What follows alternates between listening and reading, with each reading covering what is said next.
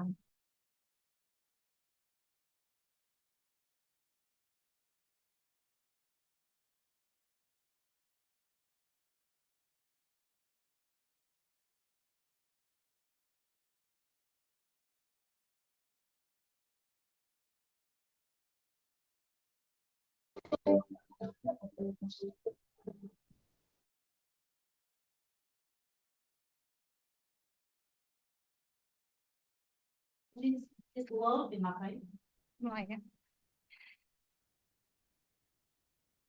Excellencies, ladies and gentlemen, Assalamualaikum warahmatullahi wabarakatuh.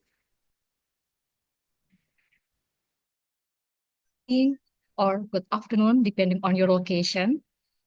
Welcome to the Global Workshop on Artificial Intelligence Scholarly Publishing with the theme Transforming Academic with Artificial Intelligence hosted by Universitas Gorontalo. We would like to extend our warmest welcome to our distinguished guests, representatives, and participants joining us from around the world.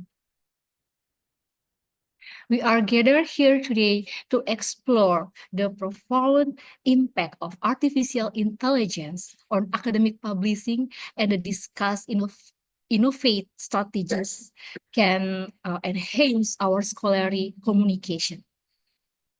My name is Sabrina, and it's my great honor to serve as Master of Ceremony for this significant event. On this occasion, we are also honored welcome Adjunct Professor Dr. Luís Miguel Oliveira de Barros, Cardoso, Ph.D. from Polytechnic Institute of Portalegre, Portugal. We are also honored to welcome Dr. Prodhan Mahbub Ibna Seraj, Ph.D., Associate Professor, Department of English, American International University, Bangladesh. Dr. Mark John R. Prestosa, Assistant Professor, College of Education, Isabela State University, Chawayan City Campus, Philippines. Honorable Dr. Andi Arsifan from Universitas Negeri Makassar. The Honorable Dr. Muhammad Ramdhan Olii, Dean of Faculty of Engineering, Universitas Gorontalo. The Honorable Irwan Karim, S.Si, M.T, the Head of Information and Technology Center, Universitas Gorontalo. And we are also honored to welcome the first Vice Rector of Universitas Gorontalo, Professor Dr. M.Eng Ibrahim. Thank you all for joining us.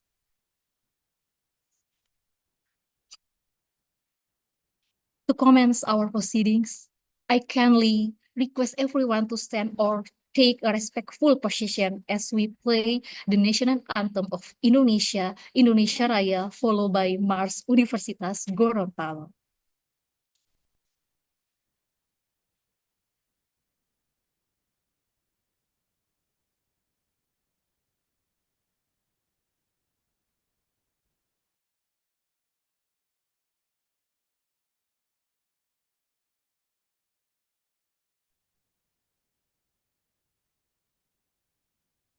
Operator, please.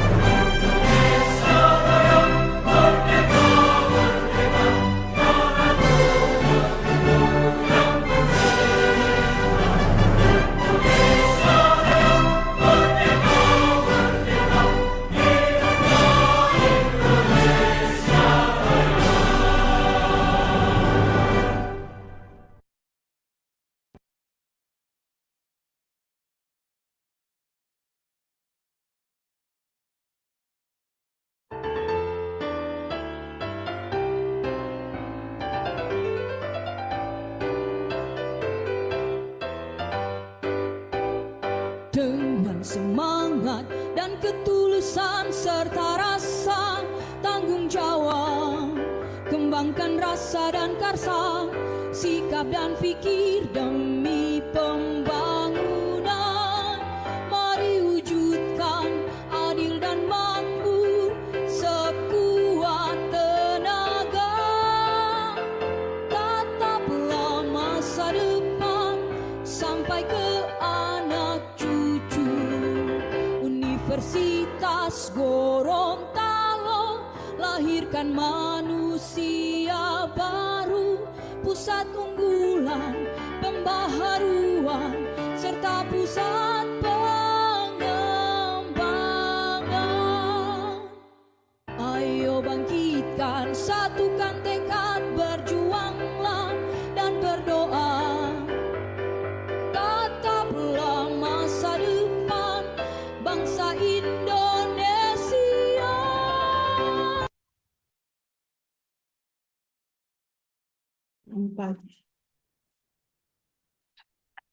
Thank you for that stirring tribute to our nation. I would like to take this opportunity to acknowledge the presence of our distinguished participants, including esteemed scholars, researchers, and practitioners in the field of academic publishing. And we warmly welcome participants who have just joined us. Welcome to this virtual workshop. Your participation is invaluable to the success of this workshop.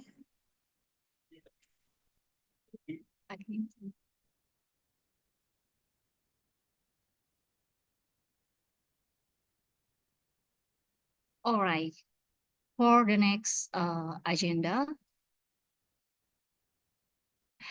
it's now my distinct pleasure to invite our esteemed, the first Vice Rector of Universitas Gorontalo, Professor Dr. Maimun Ibrahim, to deliver the official welcome and opening remarks. Professor Dr. Maimun Ibrahim, the virtual stage is yours.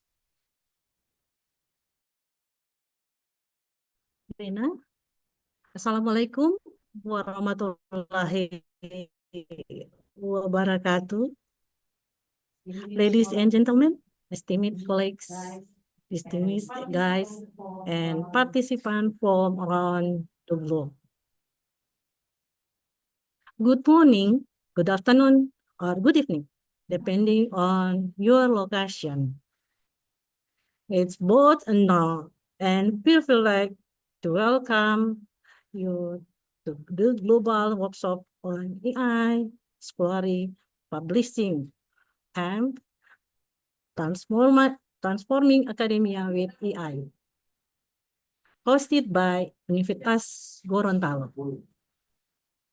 Today, we gather in the virtual space to engage in a critical dialogue about the transformative potential of artificial intelligence in the realm of academic publishing and research dissemination. As we stand at the intersection of technology and academia, we are witnessing an unprecedented evolution in how knowledge is created, shared, and consumed. The advent of artificial intelligence has not only revolutionized various industries, but has also begun to reshape the landscape of scholarly communication. AI technologies are now being harnessed to enhance research methodologies, streamline the peer review process, and improve the accessibility and feasibility of academic work. In this workshop, we will explore several key themes that are in scholarly publishing. We will delve into the ethical implication of AI in research, the challenge and opportunities it present for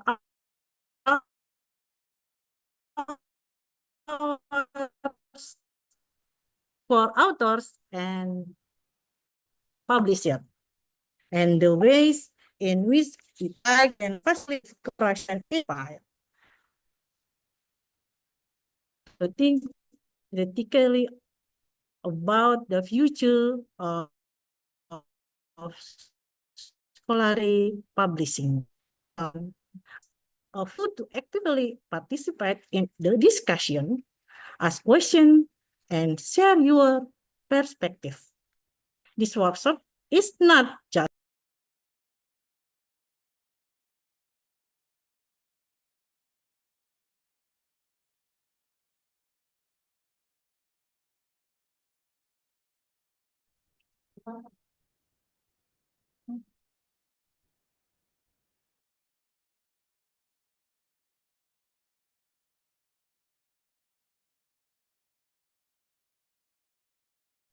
Okay, thank you so much. So, Professor Dr. Mimun Ibrahim, to deliver the opening marks, and sorry for this trouble. But once again, thank you so much.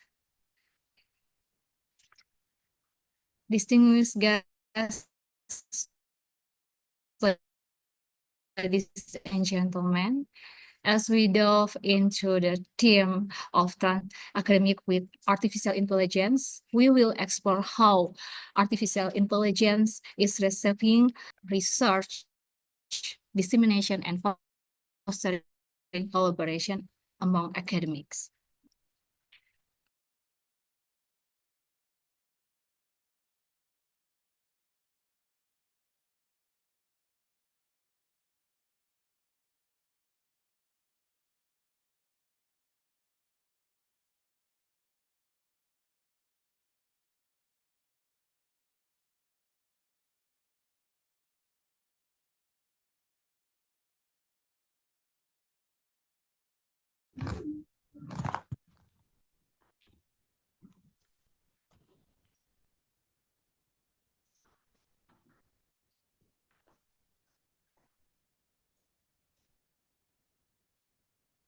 Sudah Mas, can you hear me, Professor Dr. Maimun?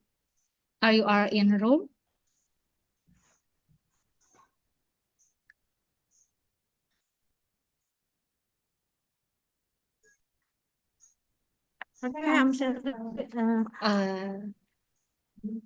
Please continue your opening remarks.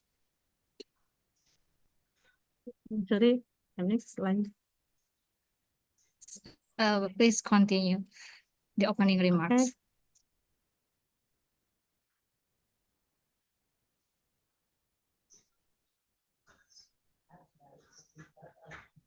As we embark on this journey of you to actively participate in the discussion, ask questions, and share your perspective. This work is not just an opportunity to listen, but also a platform for collaboration and the exchange of ideas. Together, we can identify best practice, others challenge, and envision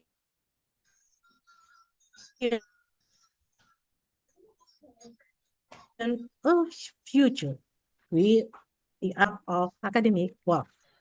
In closing, I would like to express my sincere gratitude to all of you for your participation and commitment to advancing the field of scholarly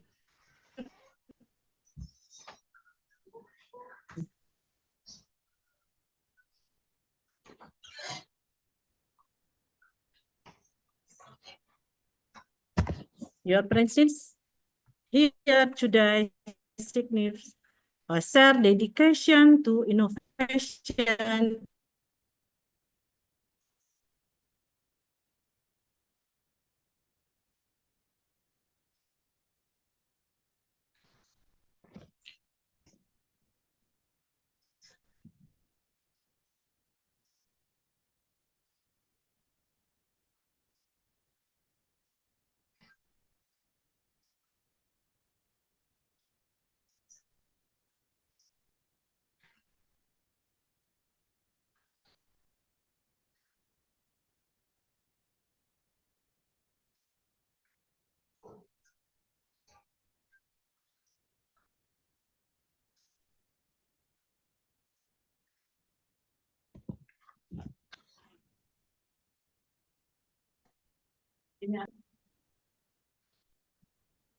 Once again, uh,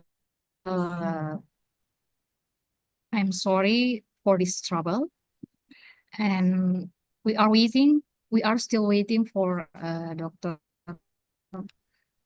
Professor Dr. Maimun continue the opening remarks. Okay. Yes, please continue your opening remarks.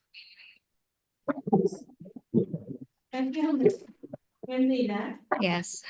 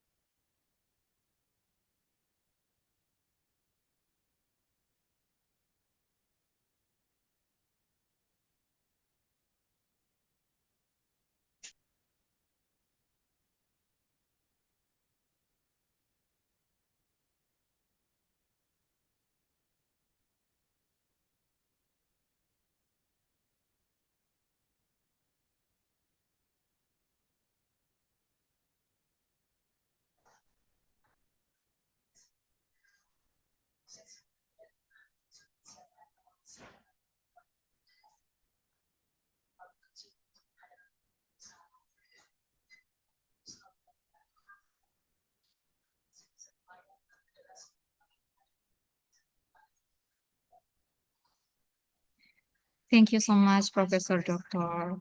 Maimun Ibrahim, and thank you for your inspiring words and for setting the tone for our workshop. Once again, for the audience, sorry for this trouble. And we also want to say welcoming for the new participant as join us today. So we move to the next agenda.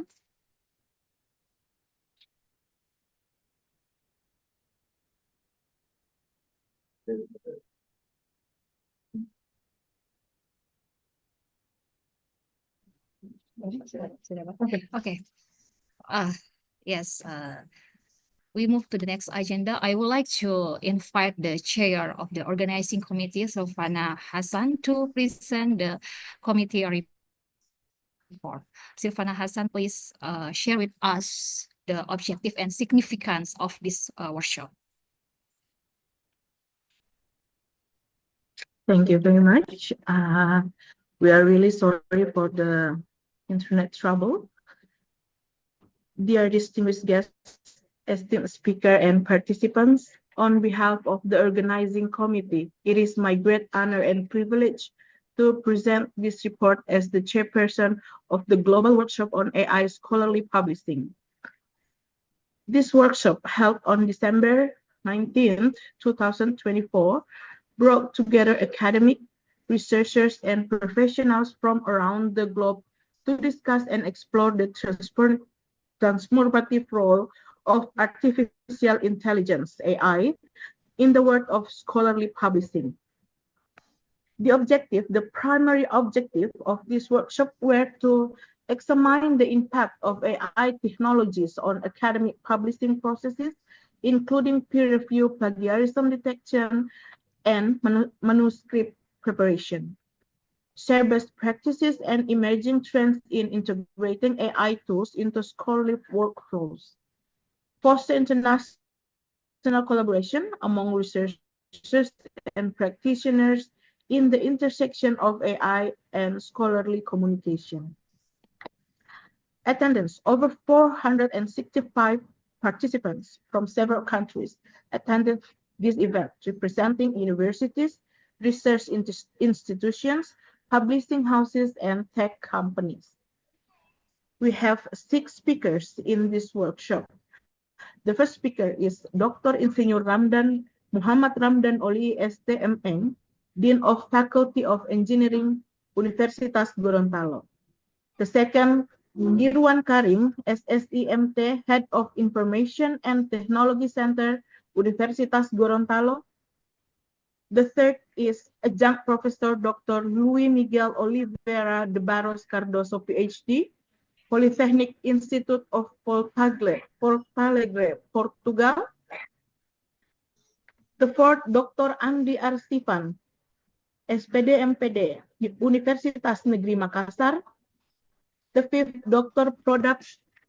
Mahbub Ibna, Seraj, Ph.D, TESL, Associate Professor, Department of English, American International University. The last is Dr. Mark John R. Prestosa, Assistant Professor, College of Education, Isabela State University, Cayuan City Campus, Philippines. As we conclude this workshop, I reminded the immense potential AI holds for revolutioning scholarly publishing, but also the shared responsible implementation. And I'm confident that the ideas and connection forged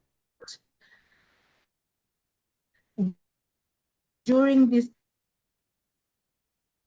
event will pave the way for continued innovation and collaboration in this field. Once again, workshop. Sincerely, Silvana M. Hassan, Chairperson, Global Workshop on AI Thank you so much, Scholarly Pub. Silvana Hassan, for the comprehensive overview. Distinguished guests, ladies and gentlemen, before we proceed with the workshop session, I would like to invite all participants to turn on the cameras for a group photo session. Cameras, please turn on your cameras as we capture this memorable moment together. Okay, this meeting has 6 slides. Yes. How many slides?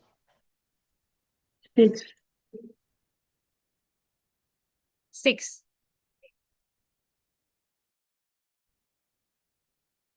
Okay, thank you.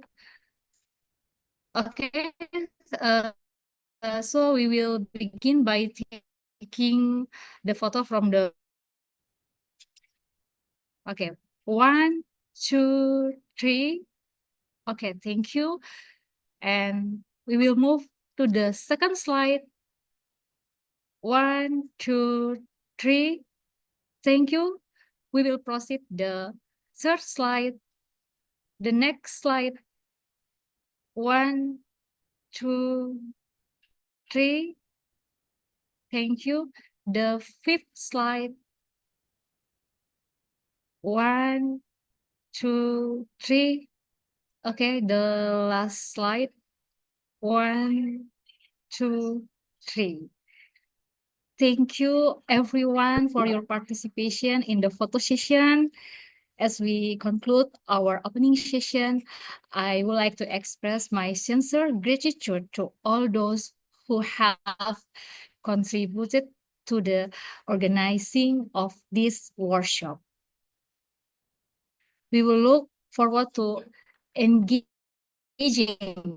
discussion and insightful presentation that will undoubtedly enrich our understanding of AI in academic publishing. Distinguished guests, ladies and gentlemen, now we are moving to the main session of our workshop. To encourage all participants to actively engage, share insights, and collaboration in this workshop, where we will have a insightful discussion led by our esteemed speakers. To guide us through this session, I'm pleased to introduce our moderator for today. The moderator is Silvana Hassan, the head of Language and Skill Center at Universitas Gorontalo. Without further ado, I now hand over the session to our moderator, Silvana Hassan. The stage is yours.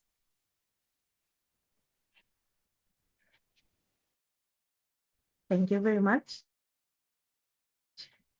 Okay.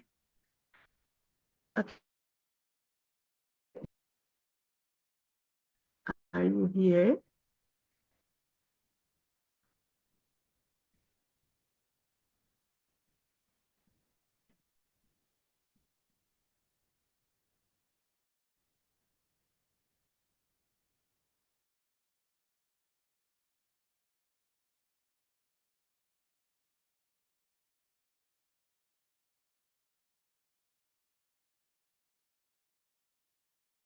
Workshop on AI, scholarly publishing, academic with AI. My name is Silvana, and I will be your moderator for this significant event. Today, we gather to explore the profound impact of artificial intelligence on academic publishing, a topic of increasing relevance in our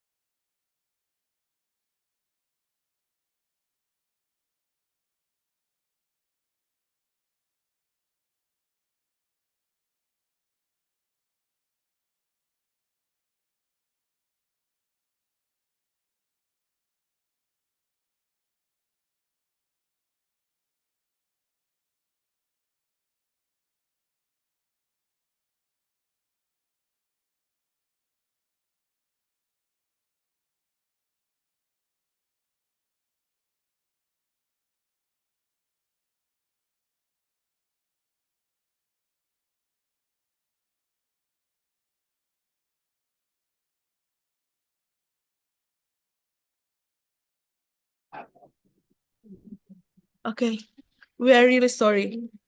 We have a lot of trouble with the internet connection. As we embark on this workshop, it is essential to recognize the transformative potential on AI technologies in enhancing research dissemination, improving peer review processes, and fostering collaboration across discipline. Our discussion today will illuminate various facets on AI role in scholarly publishing, providing insight that are crucial for academics, researchers, and publishers alike. To commence our session, I am pleased to introduce our first speaker, Dr. Insinyur Muhammad Ramdhan Olii, S.D. M.Eng, the Dean of Faculty of Engineering at Gorontalo University. Mr. Olii. Hello, Okay. Assalamualaikum. Waalaikumsalam warahmatullahi wabarakatuh. Hello, Mr. Olii. We will have around 35 minutes or 30 minutes for 25 minutes for your presentation, and then followed by 5 minutes.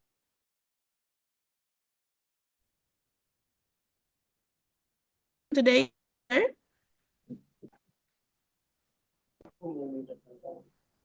I can hear your voice. Connection is bad. kesediaan.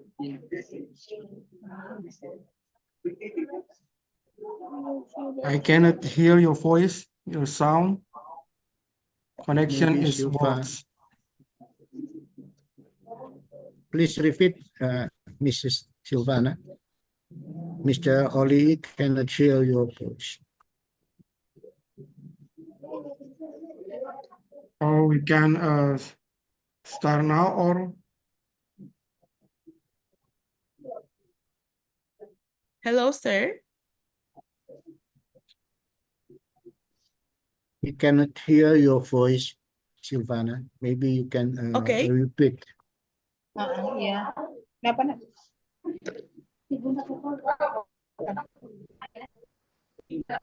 Ya. Can I ask for the other participant to unmute your speaker? Ibu Roidah, can you unmute your speaker because we can hear? Okay. Mr. Olii, are you ready? ready? Okay. Please join me in welcoming Dr. Olii. Please present your presentation, sir. The floor is yours. My presentation, share screen. Thank you very much. Assalamualaikum warahmatullahi wabarakatuh. Good morning, everyone. Honorable speaker, distinguished guests, and all participants are welcome to the international workshop Transforming Academic with AI at the Universitas Gorontalo. My name is Muhammad Ramdhan Olii. I am a lecturer in Civil Engineering Department, Engineering Faculty, Universitas Gorontalo. Today, we explore a critical and timely topic, ethical challenges of AI in academic publishing, exploring the ethical implication and solution of AI usage. As AI continues to transform academic publishing, it brings both opportunities and complex ethical dilemmas. This topic allows us to engage in meaningful dialogue, share insight, and collectively seek solutions to ensure integrity and fairness in the academic landscape. Let's make the most of today's discussion. Thank you and enjoy the workshop. Next slide.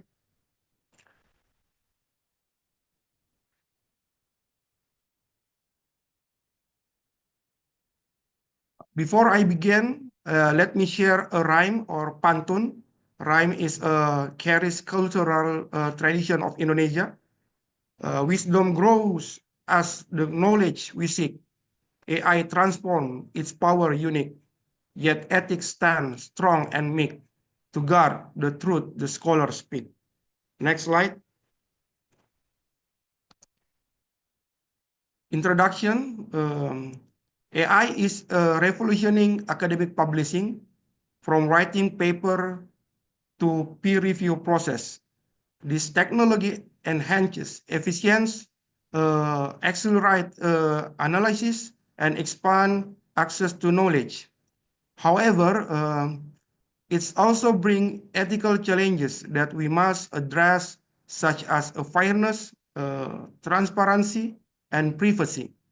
Fairness is a key concern as AI algorithm can unintentionally reflect biases.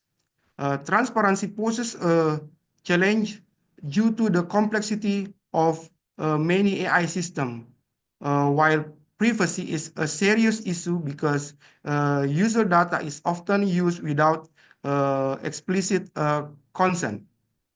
Today, we aim to understand these challenges and explore practical solutions. A global ethical standard must be developed to ensure responsible AI usage. Interdisciplinary collaboration is essential to create frameworks to integrate technological innovation with moral responsibility. By doing so, we can ensure that AI enhances academic publishing in a fair, transparent, and ethical way. You can see the figure, 6 domain AI supports academic function. First is idea development and research design. The second is content development and structuring. Third is literature review and synthesis. Fourth, data management and analysis. Fifth, editing, review, and publishing support. And the last is communication, outreach, and ethical compliance. Next. Next slide. AI transforming academic publishing. AI has significantly transformed academic publishing. One of the most notable impact is automated writing. Tools like ChatGPT help author outline and draft academic articles, accelerating the writing process and offering fresh ideas for topic development. Furthermore, AI plays a crucial role in editing and proofreading. Tools like Grammarly and Quillbot assist improving grammar, style, and clarity. This is essential for enhancing the quality of article before publication, ensuring that they are free from errors that could affect the credibility of research. With these technologies, writer or author can focus on idea development and in-depth analysis, while AI support to technical aspect of writing. This revolutionizes that way we produce scholarly work, making it more efficient and high quality. In the right side, you can see this is our article that has been published in several journals, written with the assistance of various AI tools, such as ChatGPT, Hilbert, Grammarly, SciChat, and others. And additionally, there are 2 articles currently under review in Q1 and Q2 journals, also using AI tools. Next. Next, please.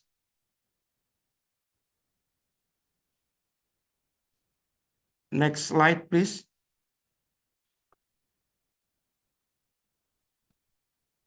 Wait.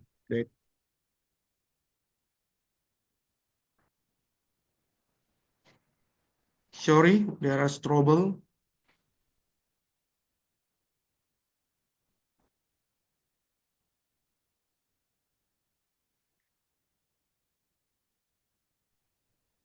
Really sorry, sir. But Sorry, the operator has Saiful have a disconnected. trouble. Okay, he joining again. Yeah. Next slide. Thank you. AI is now transforming the peer review process. AI assists in prioritizing manuscript based on journal scope and quality metric, enabling editor to make quicker and more accurate decision. Example tools, you can see we usually use Turnitin, not only detect plagiarism, but also provide insight into content originality.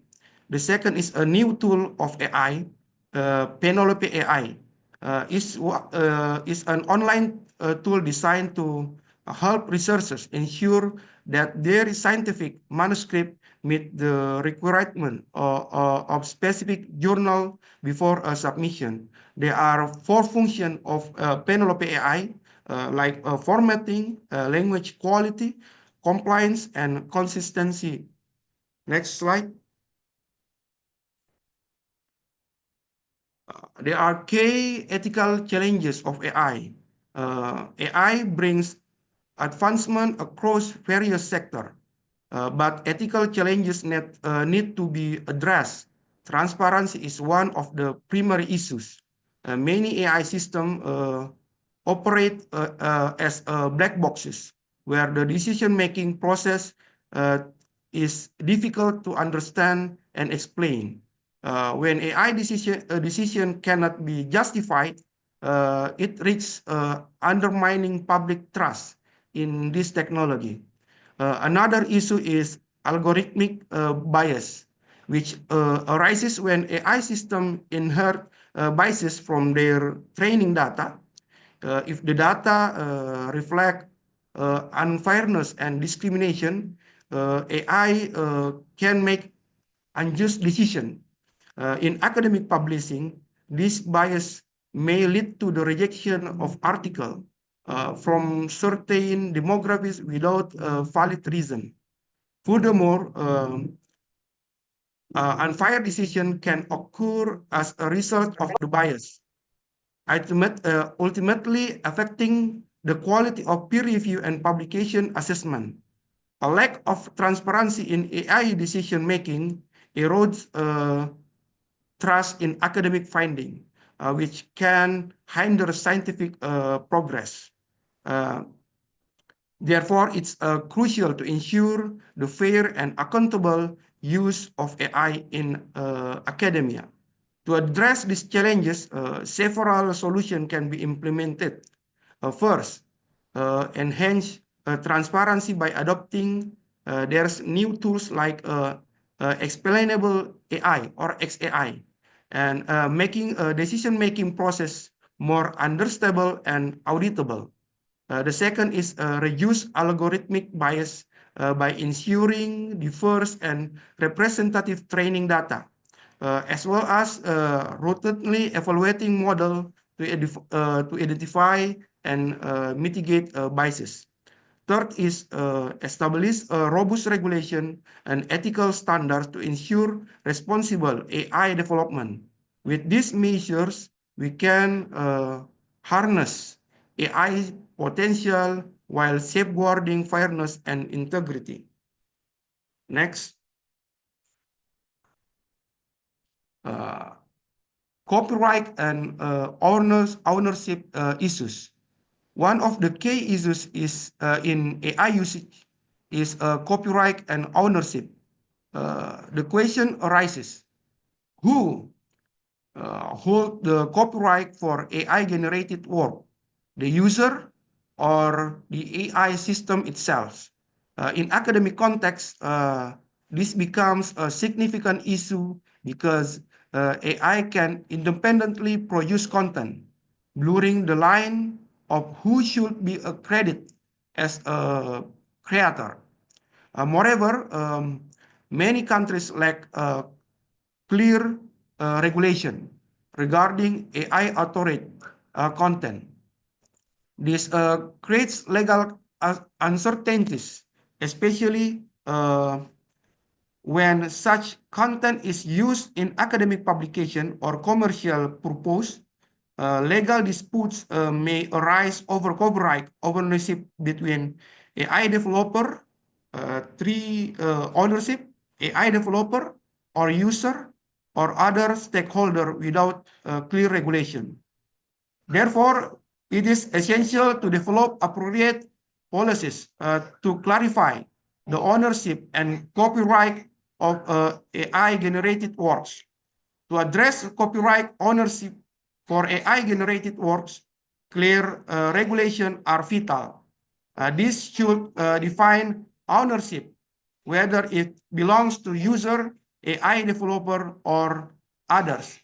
Based on their creative contribution, the European Union exploration of AI copyright rules provide frameworks for protecting and content. Robust regulation can minimize legal conflict and safeguard intellectual property, reflecting effort to ensure that ethical and safe use of AI. Some are regulated in the European Union Act, like risk classification, prohibited, and then transparency, developer responsibility, and penalties. Like penalties, regulate violence can result in fines up to 6% of annual revenue. Next slide. A key question is whether AI-generated content can be considered creative when it mainly replaces existing knowledge. This raises an ethical debate about the role of researchers as a creator or of original ideas. With the rise of AI, research that should foster innovation may be treated as AI merely reorganize existing information rather than creating new concept. Therefore, it's crucial to discuss the boundaries and role of AI in research to maintain ethics and creativity.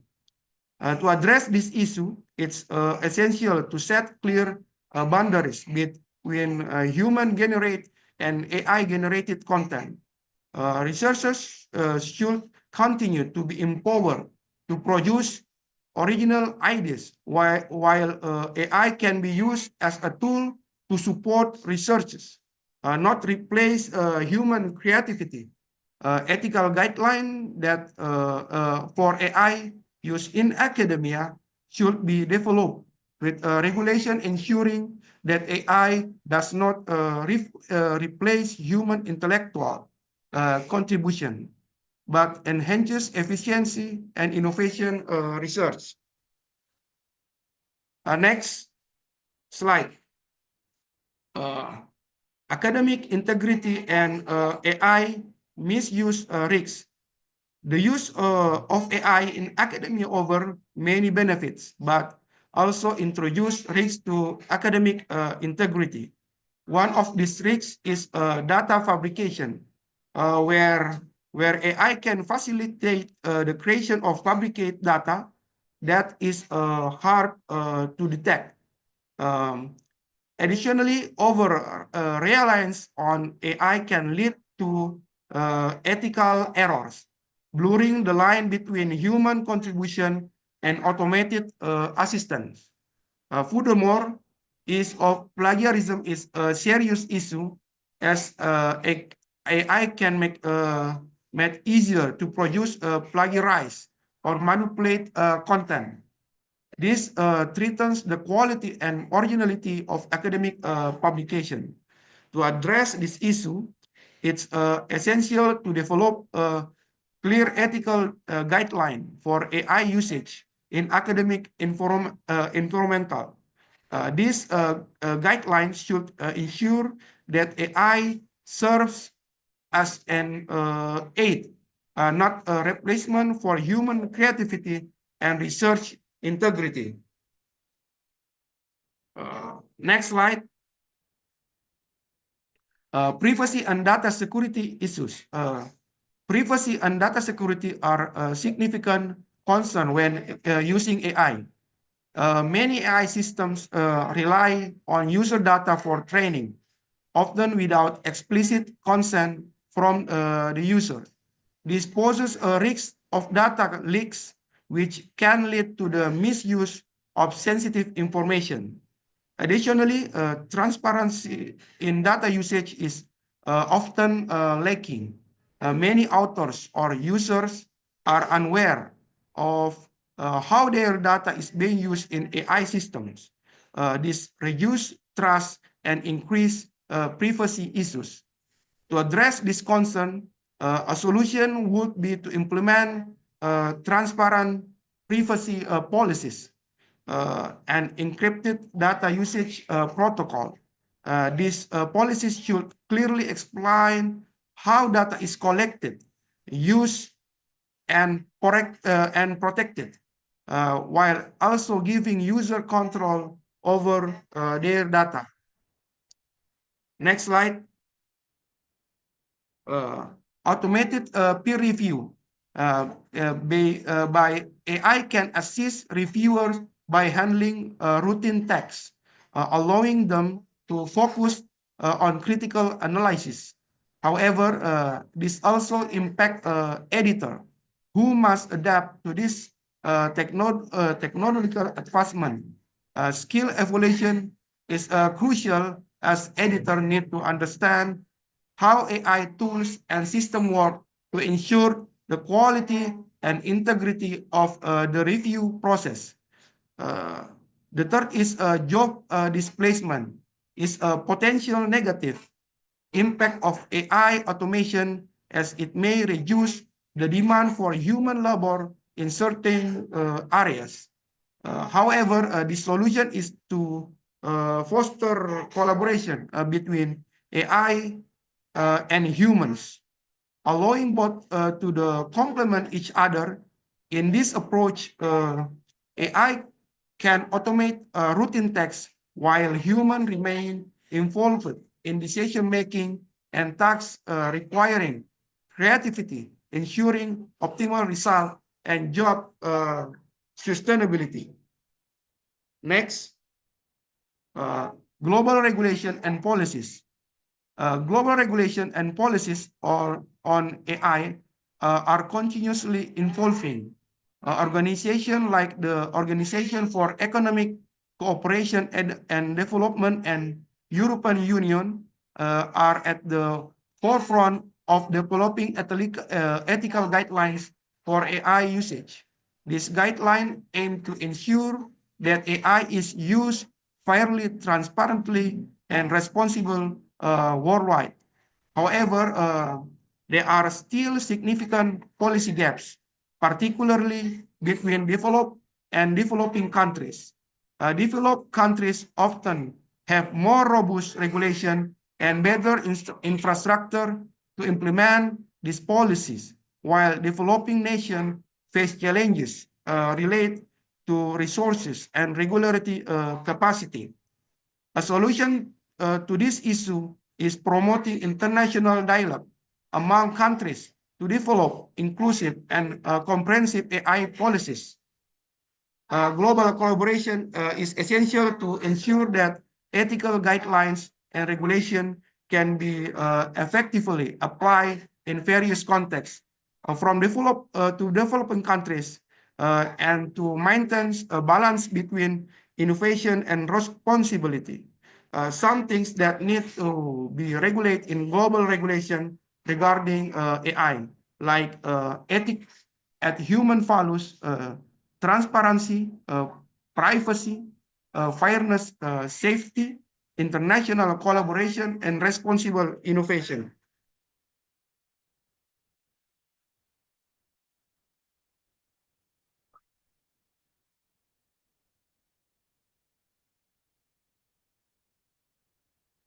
Next slide. Practical solution for ethical AI use.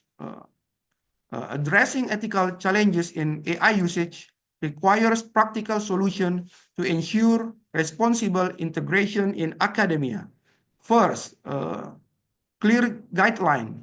Institution must establish specific guideline for AI use in academic publishing, providing clear boundaries and direction to researchers and editors. The second is ethic training. Ethic training should be offered to researchers, editors, and reviewers to understand responsible AI usage, enabling them to leverage this technology without compromising academic integrity. Third, human oversight. Human oversight is crucial to ensure that AI complement rather than replace human expertise, maintaining the quality and credibility of research outcomes. Finally, transparency must be enforced, requiring the disclosure of AI usage, such as in writing of data analysis with submission, with a statement like AI assists writing use. This step allows us to harness AI's benefit while prioritizing ethical principle in research and academic publishing. Next, future prospect of AI in publishing. The future of AI in academic publishing present transformative opportunities to redefine how we produce and disseminate knowledge. First, enhance collaboration. AI can enhance cross-cultural collaboration by facilitating multilingual publication through automated translation. This empowers researchers worldwide to share their work without language barrier, accelerating the exchange of ideas and global innovation. The second is new tools. The development of AI models tailored to specific discipline over deeper content analysis. For example, in medicine, AI can assist in genetic data analysis, while in the humanities, it can aid historical text interpretation. This discipline-specific approach elevates the relevance and quality of research across fields. The third and the last, expanding accessibility. AI holds the potential to expand accessibility, particularly for researchers in underserved region, affordable tools for literature automation and data analysis enable researchers in developing countries to access and utilize global knowledge more effectively. This promising future calls to responsible AI use to ensure its benefits are equitably shared across the academic communities. Next, conclusion and discussion. We are witnessing a monumental transformation in academia brought about by AI. In summary, AI is a powerful tool that, when used ethically, can revolutionize academic publishing by enhancing efficiency, accessibility, and global collaboration. However, this power must be matched with ethical responsibility. Thus, I argue all of us to support the development of clear global ethical standard for AI use and to foster interdisciplinary dialogue to address the challenges and opportunity we face. This collaboration will help identify the best solution to harness AI potential while upholding moral responsibility. For discussion in the future, let us consider what future policies and tools are needed to balance innovation with ethical responsibility. Should we push for the stricter international regulation or would community-driven approach in academia be more effective? How can we ensure AI remains a tool that supports human expertise rather than replace it? These questions are vital for creating an academic publishing future that is inclusive, innovative, and accountable. Next. Thank you. To conclude this presentation, allow me to share meaningful quote and thoughtful pantun. Harnessing AI with integrity, shaping ethical academic publishing. AI advanced, switch, and wise, unlocking knowledge reaching the skies. Yet ethic guide where values rise to keep academia true and priceless. Thank you very much. Thank you very much, Mr. Olii. I think a lot of people are very curious about your presentation because I have a lot of questions here. I will read the first question for you, sir, from Mrs. Pakaya. Thank you for the nice presentation, Mr. Olii. Please allow me to ask about how can AI assist the peer review process without replacing human reviewers? So, can you hear me, sir? Yes, thank you. Okay. Thank you. This is an interesting question. AI can significantly enhance the efficiency of the peer review process by serving as a complementary tool for human reviewers. It can help editors sort submission by analyzing keyword and abstract to match article with a journal focus. Plagiarism detection tool powered by AI, such as Turnitin, ensure the originality of submission by cross-referencing massive database. Moreover, AI can validate statistical analysis, flagging potential inconsistency or error in research data. These capabilities streamline preliminary tasks, allowing human reviewers to focus on deeper critical evaluation.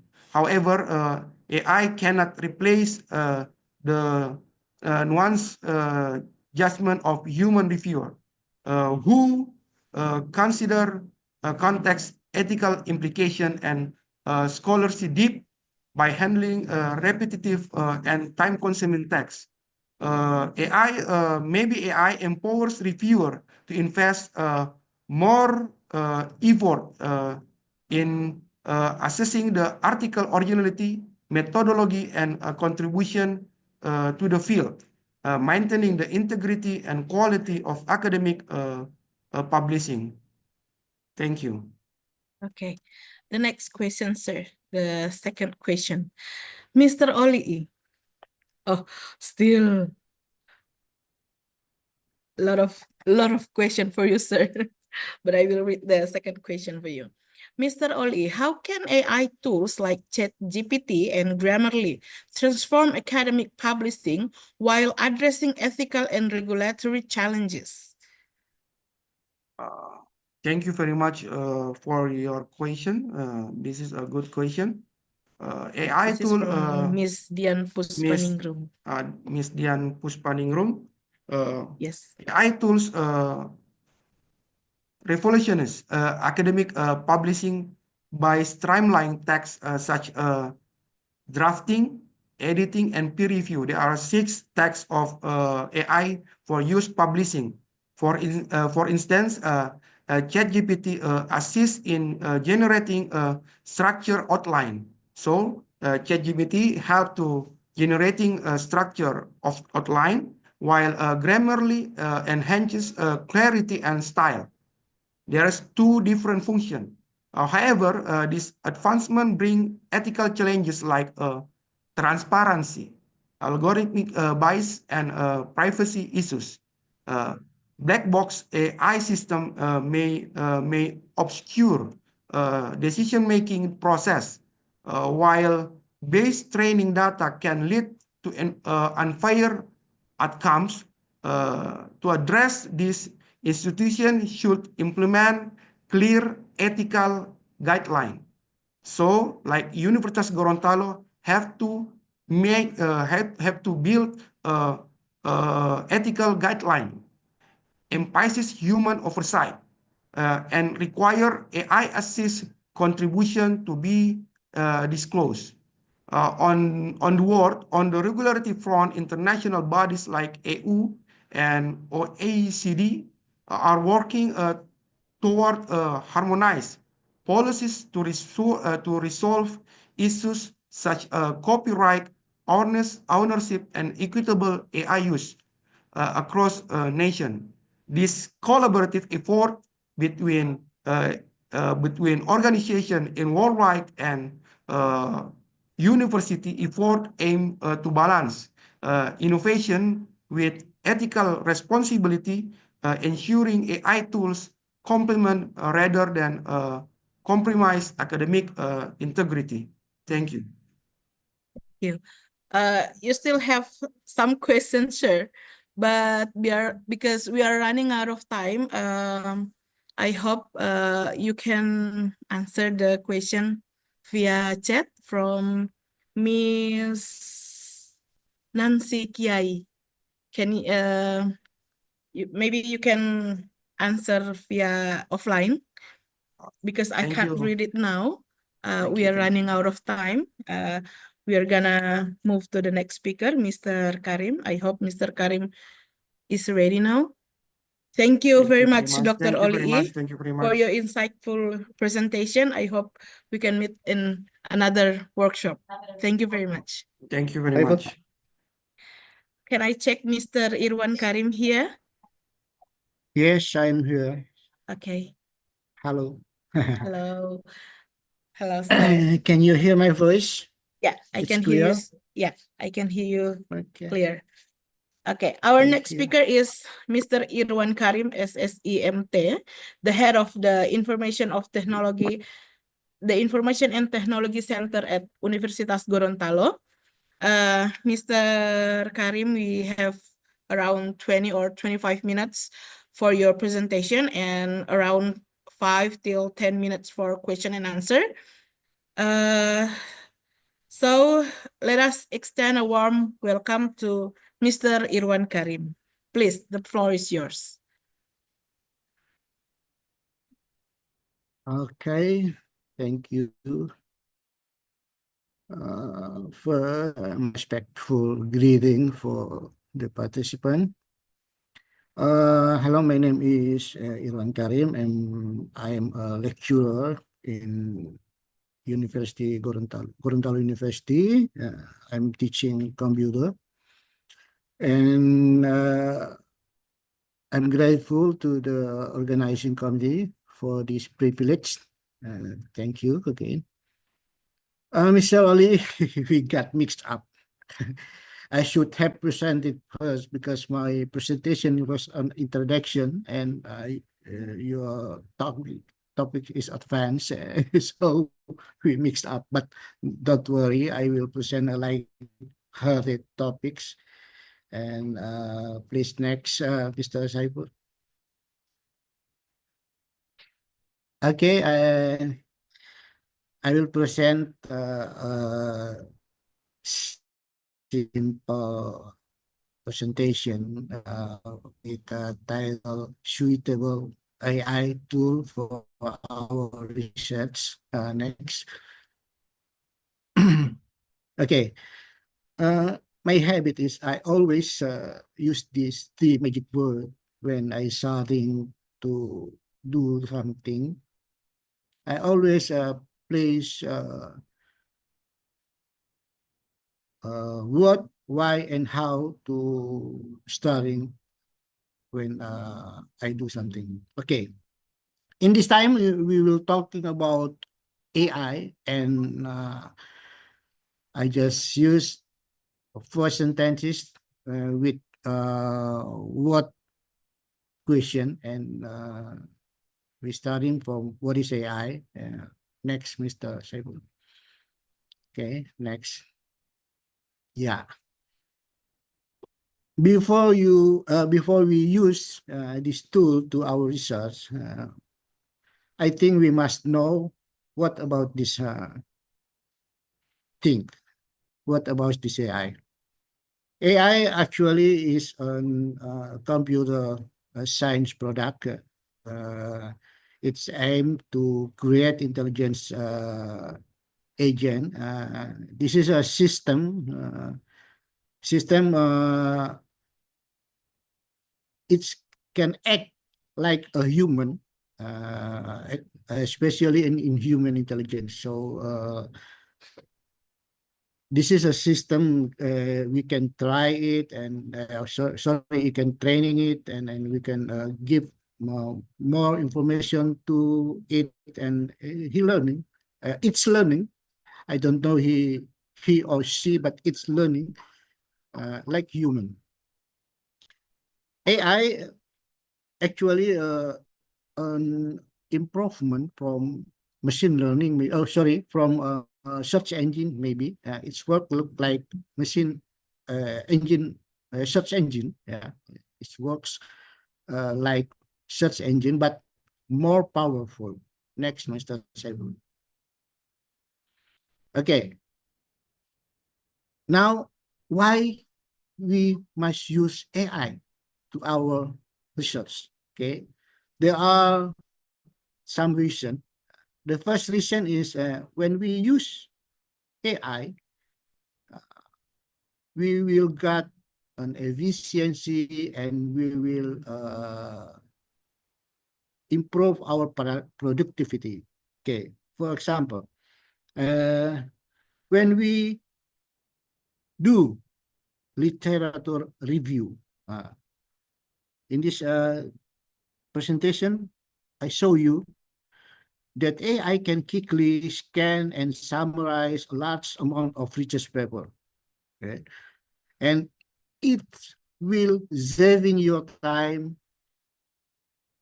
and you will get a lot of resource with only in several time, maybe in 5 or 10 minutes.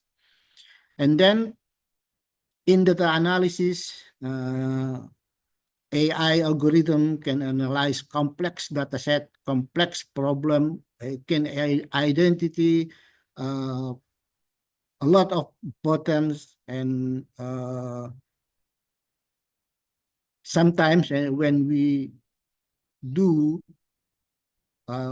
search, when we do analyzing data and we try to find out the pattern with manual, maybe we will get too many missed. With AI, you will get a writing assistance. It can help you with too many tasks, to proofreading, to grammar checking, to making a draft, and many more. Okay, next. The second reason is why we must use AI. You can enhance your research quality. Okay. You can get clarity and coherence. You can get good language style. You will look like a native speaker in English, even if you come from here, from Asia. And you can use AI to bias detection, yeah, AI and data, and many more. Okay, next. Next, Mr. Saiful. And the last,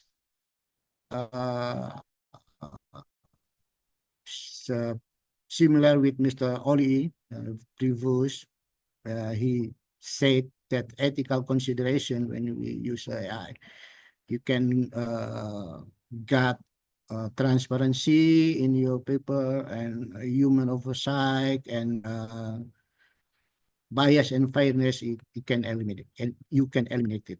Okay, next. Okay, now this is my point of view is how to use AI when you do your research. Okay, there are 3 steps you must use before you starting. The first step is you must know what is your data type on your research, and then the second is you can determine how big of your data, how big of how wide of your scope of your research, and then the last thing is you must evaluate the AI tools before you use it. Okay. What is research data type in this this paper? Next, Mr. Saiful. We know data types in research is divided by 2 types. The first type is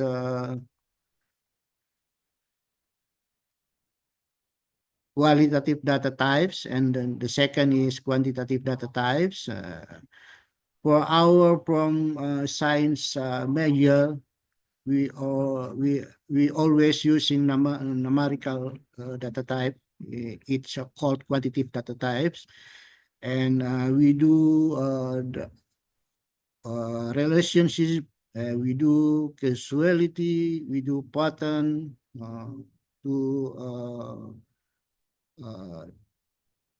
making our job, and the social major sometimes or always using qualitative data type. These qualitative data types focus on social phenomenon, for example, and human behavior, for example, and using data is sketched from interview or from observation and from text analysis. And the third type is mixed from 2 of this type. And I call the mixed data or combining 2 data types. Okay. Next. So you must know what is your data type before when you will use the AI for your research tool.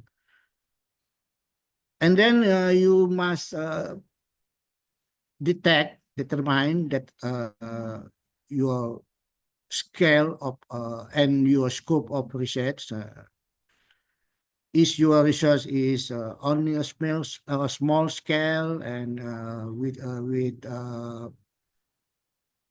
little case studies, or your research is large scale and involve number of participants or number of data, and you need a long time period to analyze and to make a pattern and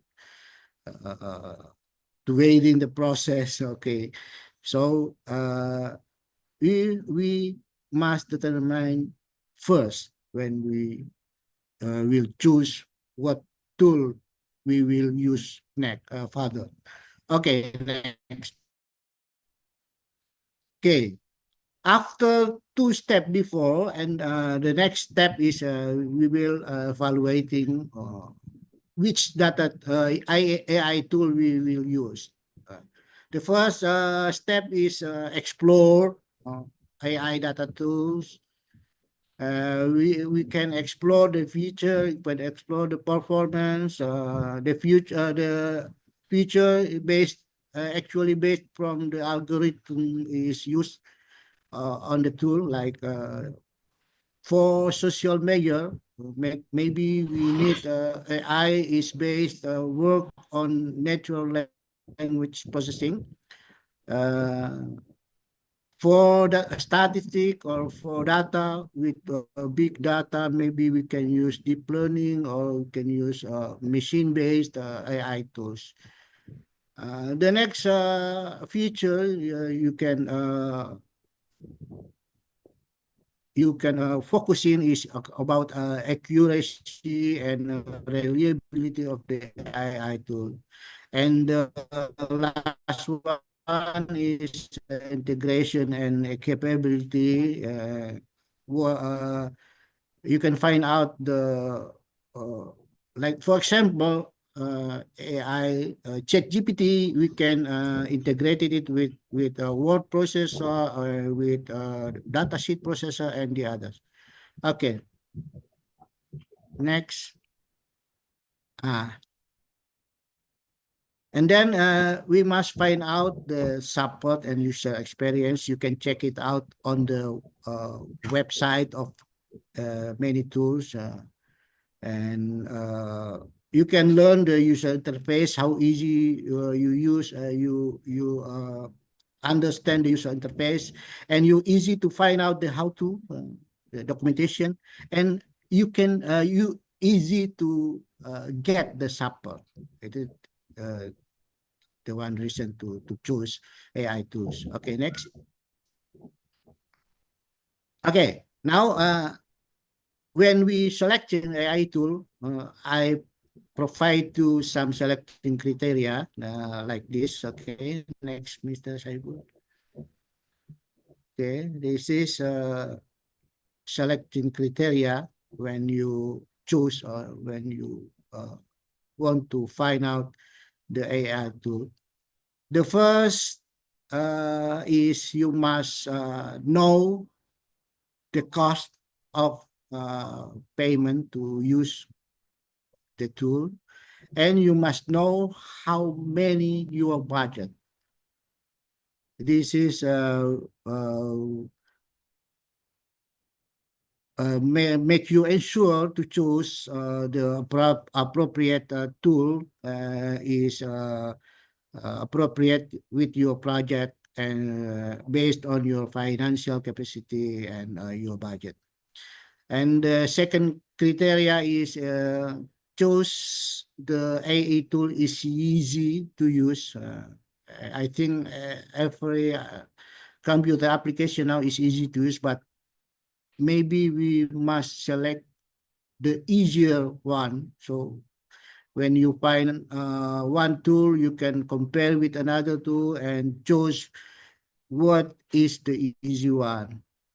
And then the next selection criteria is flexibility, and the last is alignment with your research objective, like data type, you will rely, and the others. Okay, next.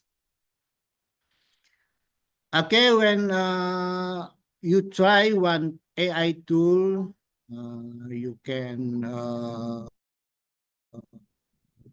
do evaluation like okay, before your evaluation, you must prepare your data, like data formatting and proper labeling is you must ensure that, and you try it for the AE you chosen before, and then test what the perform you get, and if it fit on your expectation, so just choose that tool. Okay, last. Okay, I already use some tool, and this is my chosen tool to do some research in my activity. Before I know ChatGPT, I know Gemini from Google, and I use these two tools for getting idea. I use it for improve my insight, and the others is like Mr. Olii has said before. And the next AI tool I use is Jenny and Quillbot. Quillbot I use for pricing check, and it's important to make a good paper. You must pricing check before you publish your paper or your journal. Next. Okay, it's enough my introduction. So if you have any question, just chat to the moderator, or if we have time, maybe I can answer your question. But if the time is up, maybe we can use another communication method like WhatsApp or ATC.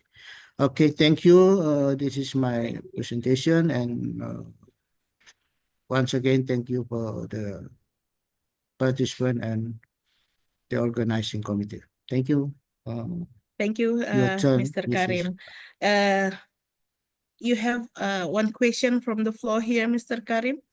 What if AI misused by the students? They not use it as the regular. Okay, this is our responsibility as a lecturer. We must make sure that our students use by strike on With the rules. because yeah, with good rules. So Mr. Olii has said before that our institution must have a guide to protect these mistakes. So yeah, the rule is important to make them not do any mistakes. You Okay, still have that's two my more opinion. questions at the floor. I have the paper here from the other participant, but because we are running out of time, maybe you can answer it offline, sir. We have Okay. our next speaker here. Thank you, Mr. Okay. Karim, for that enlightening discussion. I hope we can meet in another workshop, Mr. Karim. Yeah, you're welcome. You're welcome. Yeah, thank you very much. Silvana. And Bye-bye. now, it's my pleasure to invite Adjunct Professor Dr. Luís Miguel Oliveira de Barros, Cardoso. Are you here, Prof? Prof. Luís? Yes, good morning. I'm here. Hello. Okay. Oh, it's morning there, sir. Here is afternoon, 3 o'clock. Good afternoon, my dear friends and colleagues.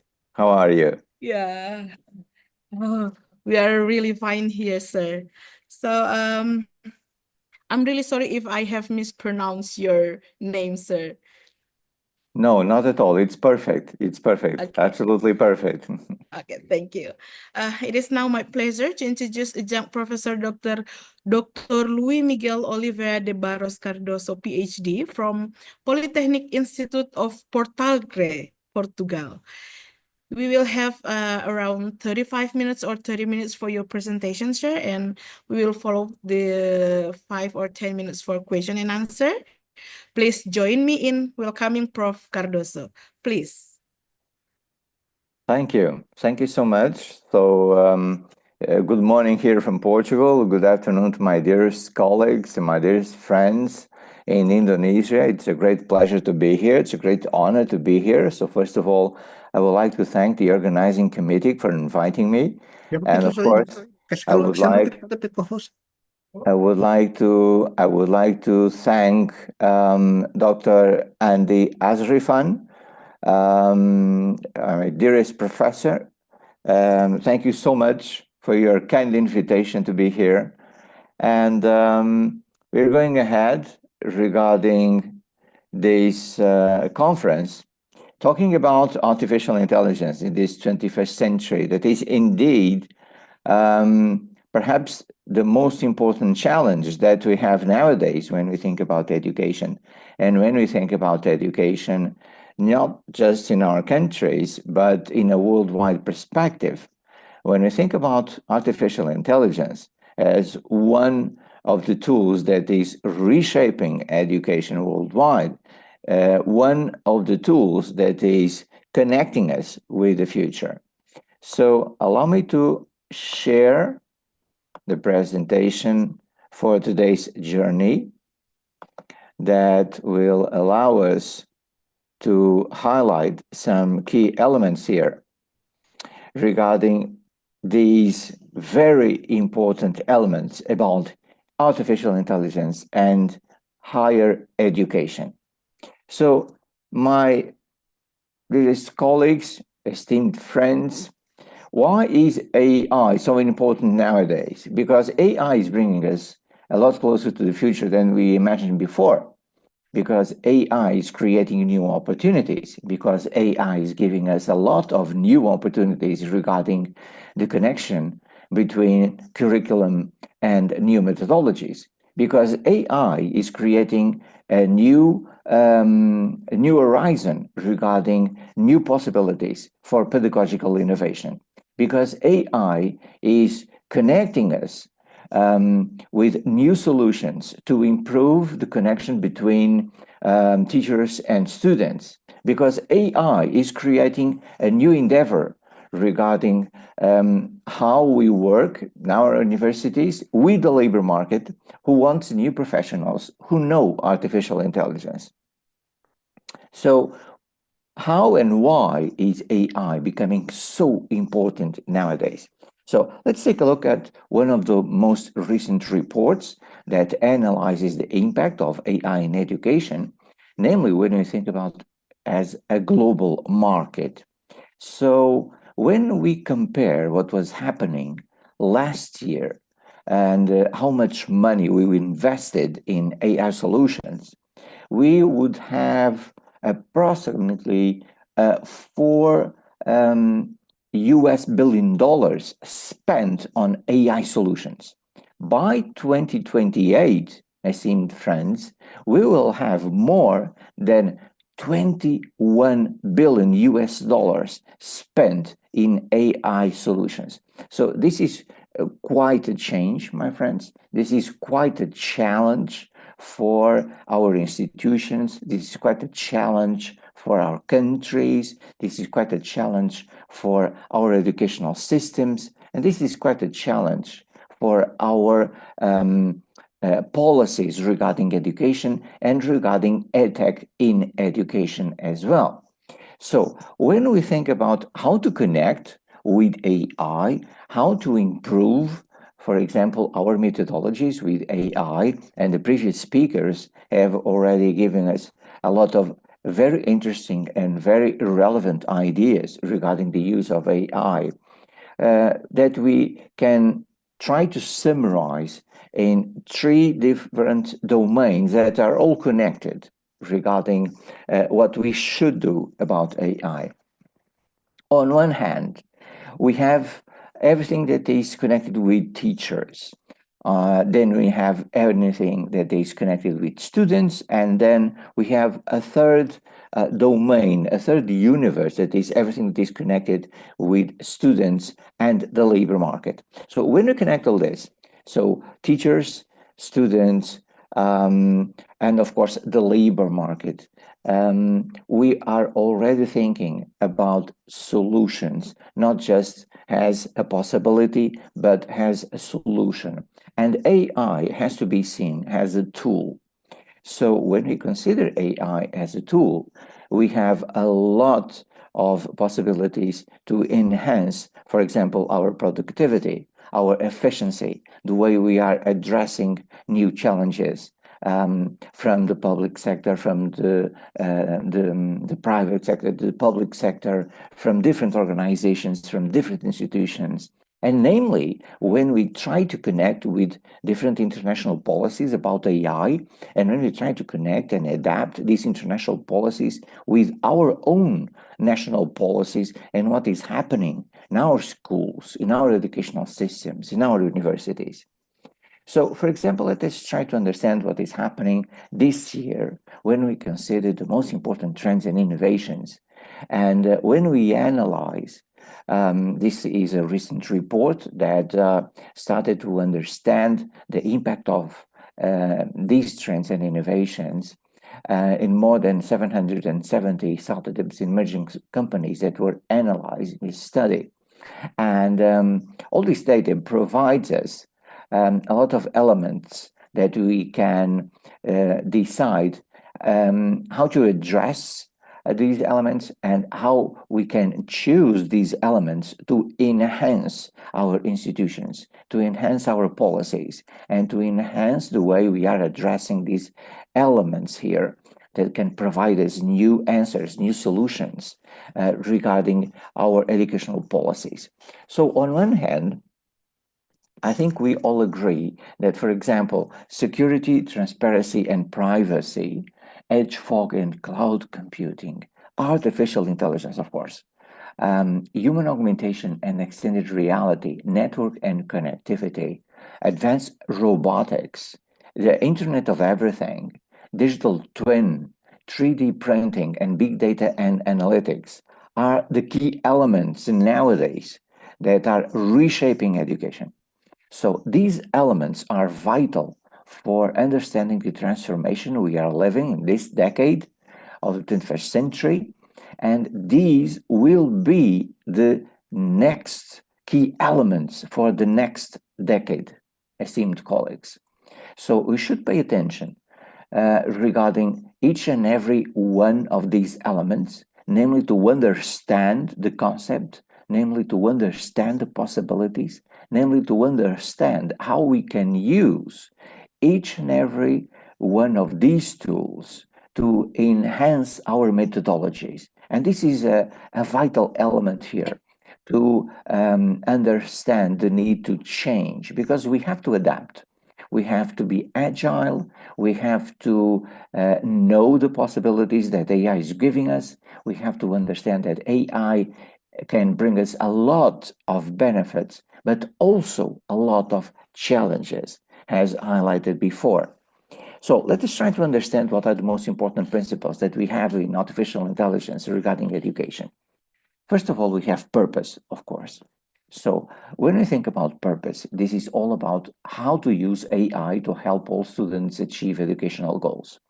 So this is how to connect AI, for example, with our methodologies. This is how to connect AI with different solutions in our classrooms, namely by using online resources, by using different apps, for example, by using different types of approach regarding curriculum, And also we have to understand that curriculum must change. So we all have our national curriculum, of course. We all have our national policies, of course, that we have to comply with. But every single teacher also has to understand that curriculum must have a certain degree of flexibility, must have a certain degree of adaptation possibilities in order to be enhanced, in order to be analyzed, and in order to be connected with different and new solutions. And this is very, very important. So number 2 is compliance. So how to connect purpose with compliance, my friends? So we have to reaffirm adherence to existence policies. This is one of the key elements here that perhaps is creating some doubts. And perhaps many teachers still have doubts when using AI, how to use AI, and how to establish connections with the use of AI in our classrooms. So we have to define very clear and objective rules, legal rules, and ethical rules as well. One of the most important element that has been created during the last years in our universities is a code of ethics, and a code of ethics for the use of AI. And this code of ethics is so important, not just for our students, but of course it's also important for us teachers and for us researchers as well. So we need a legal framework. We need a national legal framework regarding AI, and we need ethical policies and policies that we have to create in our own universities. So we have here 3 levels of approach regarding compliance. International compliance. So we have rules, for example, we have determinations, we have different reports that we can use. And these reports come from UNESCO, from the United Nations, from the OECD, for example, that are very, very important. And then we have to establish a connection between these reports, these recommendations, and the national policies, of course. And then we have to adapt all this to our context. We have to adapt all this to our schools. We have to adapt all this to our higher education institutions. And then we have knowledge. So how to connect purpose, compliance, and knowledge? Well, I think the most important asset we have here is to promote AI literacy. And we have to promote AI literacy not just for our students, but most of all for teachers. So we need more AI literacy programs. We need more AI literacy teacher training programs so that all teachers can understand the concept of AI, can understand the possibilities that AI is offering, but also to understand the challenges and sometimes the issues that AI is bringing to our educational systems and to our daily basis approaches regarding AI. Then we connect knowledge with balance. So how to realize that the benefits of AI and to address the risks are at the same level, because indeed they are. So my friends, we have to establish the balance between the opportunities, between the benefits, and also address the risks of the use of AI. Because as we all know, AI is just a tool. It's not a solution for every single problem that we have.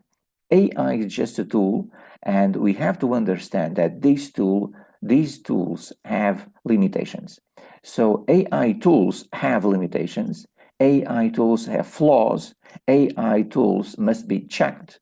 Then the information that we receive from the AI tools has to be double checked when we think about artificial intelligence generation systems, for example, and generative systems regarding AI should be double checked, namely by our students. And allow me just to say a very important thing here. Many of our students are using artificial intelligence solutions and are using generative AI without understanding the full capacity and the full possibilities, but also the risks by using AI, because AI having flaws, they have to be analyzed, they have to be detected. So our students must be taught how to use AI with the understanding that this is not a perfect tool. So this is a very important, esteemed friends. AI cannot be ignored. AI belongs to our present and belongs to our future as well. So our teachers and our students must be engaged with the use of AI in a daily basis.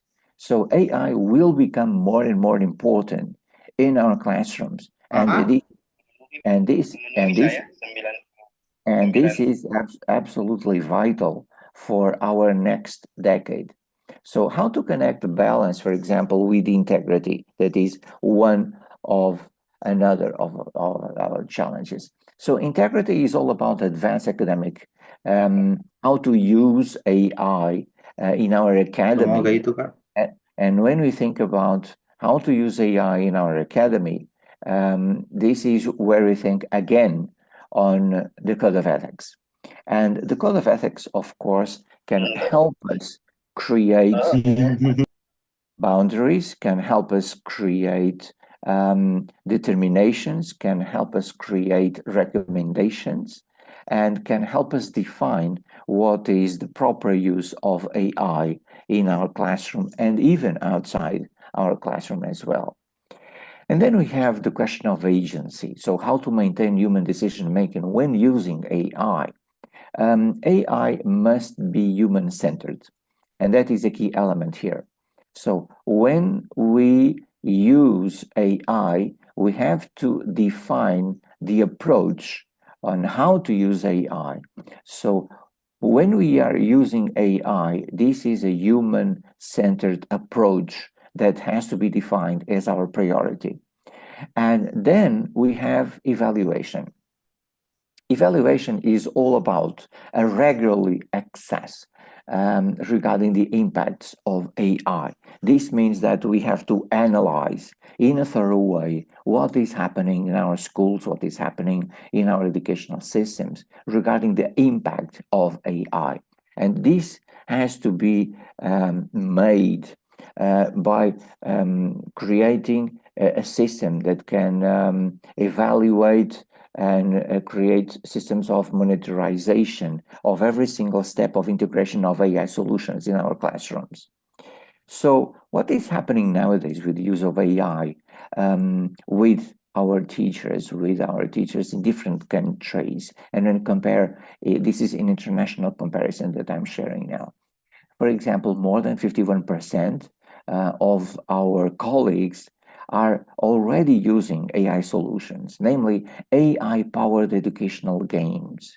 More than 43% of our colleagues are already using adaptive learning platforms. More than 41% are already using automated grading and feedback systems. More than 35% are already using chatbots for student support, and more than 29% are already using intelligent tutoring systems. So this means that AI is becoming more and more important.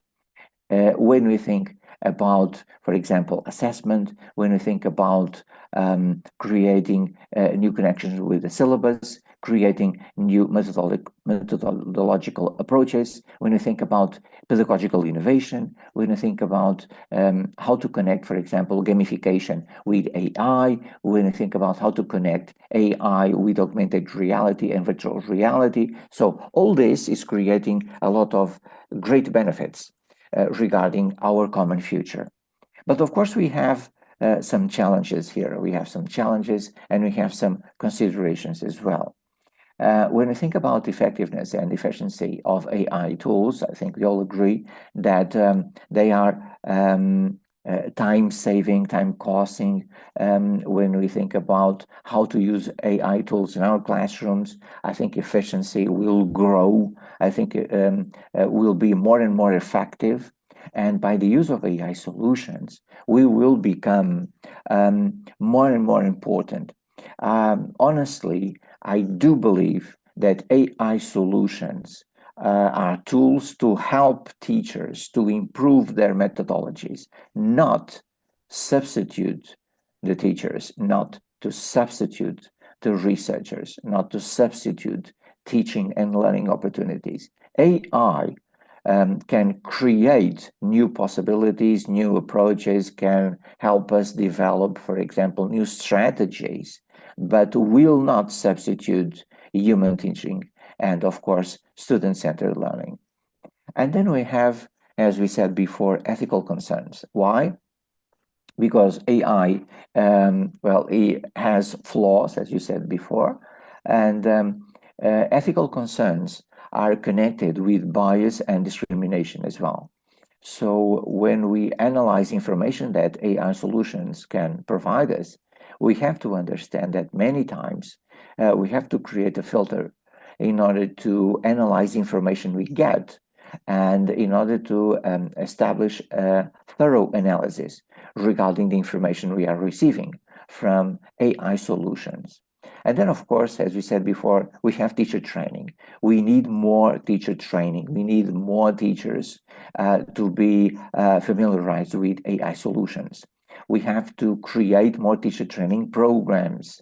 And we have, for example, conferences like this one that are giving new ideas, that are sharing best practices, that are analyzing the impact of AI, are very, very important. So teacher training has to be perhaps our #1 priority for the next decade, because AI is changing every day, because AI is bringing us to a new edge of possibilities, because teacher training has to be up to date regarding AI solutions, regarding augmented reality, regarding, for example, virtual reality. And when we connect these three domains, well, my dear friends, the exponential status of development is outstanding, is absolutely outstanding.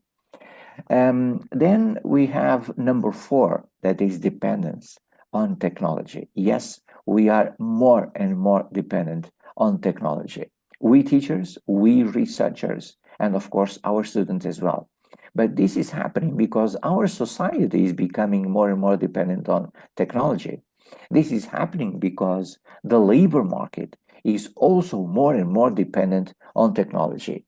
So what should we do to address this dependence on technology? First of all, we have to understand technology. So first of all, we have to study technology. We have to study the possibilities, but also to address the risks.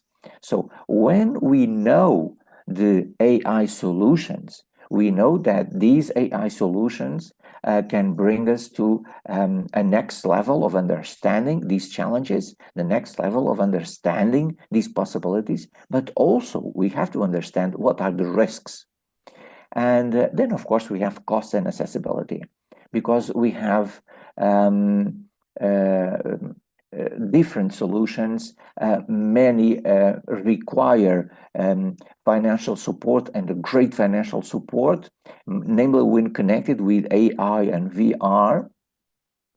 And on the other hand, we have a lot of applications that can be used in a freeware mode. So we have to define what are my options and what are the apps that I need, that are required, for example, for my domain of expertise.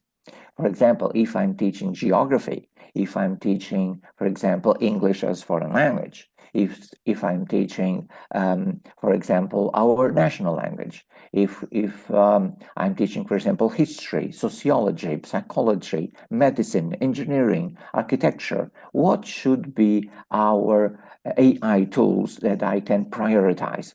And then I will define what are my needs and what are the tools that I have in AI market. And then I can select the most adequate. So we have to analyze, of course, the financial impact of AI. And this is why cost and accessibility are so important. Accessibility is also one of the most important elements here, because AI can help us create new paths for teaching and learning, and can create new paths for learning opportunities for many students that so many times cannot engage with traditional methodologies. So AI can create new methodologies.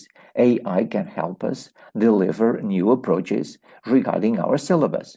And many times, AI can be used in an inclusive way, namely with students with disabilities, because by the use of text, by the use of sound, by the use of image, AI can create new approaches regarding how to understand the needs for this educational, let us say, horizon that is establishing a balance between what we are bringing with us to the 21st century and what the 21st century is bringing to us.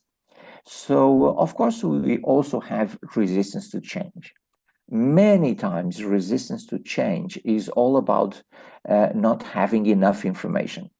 And when we do not know enough about a concept, about a technology, about something that is new, so this creates resistance.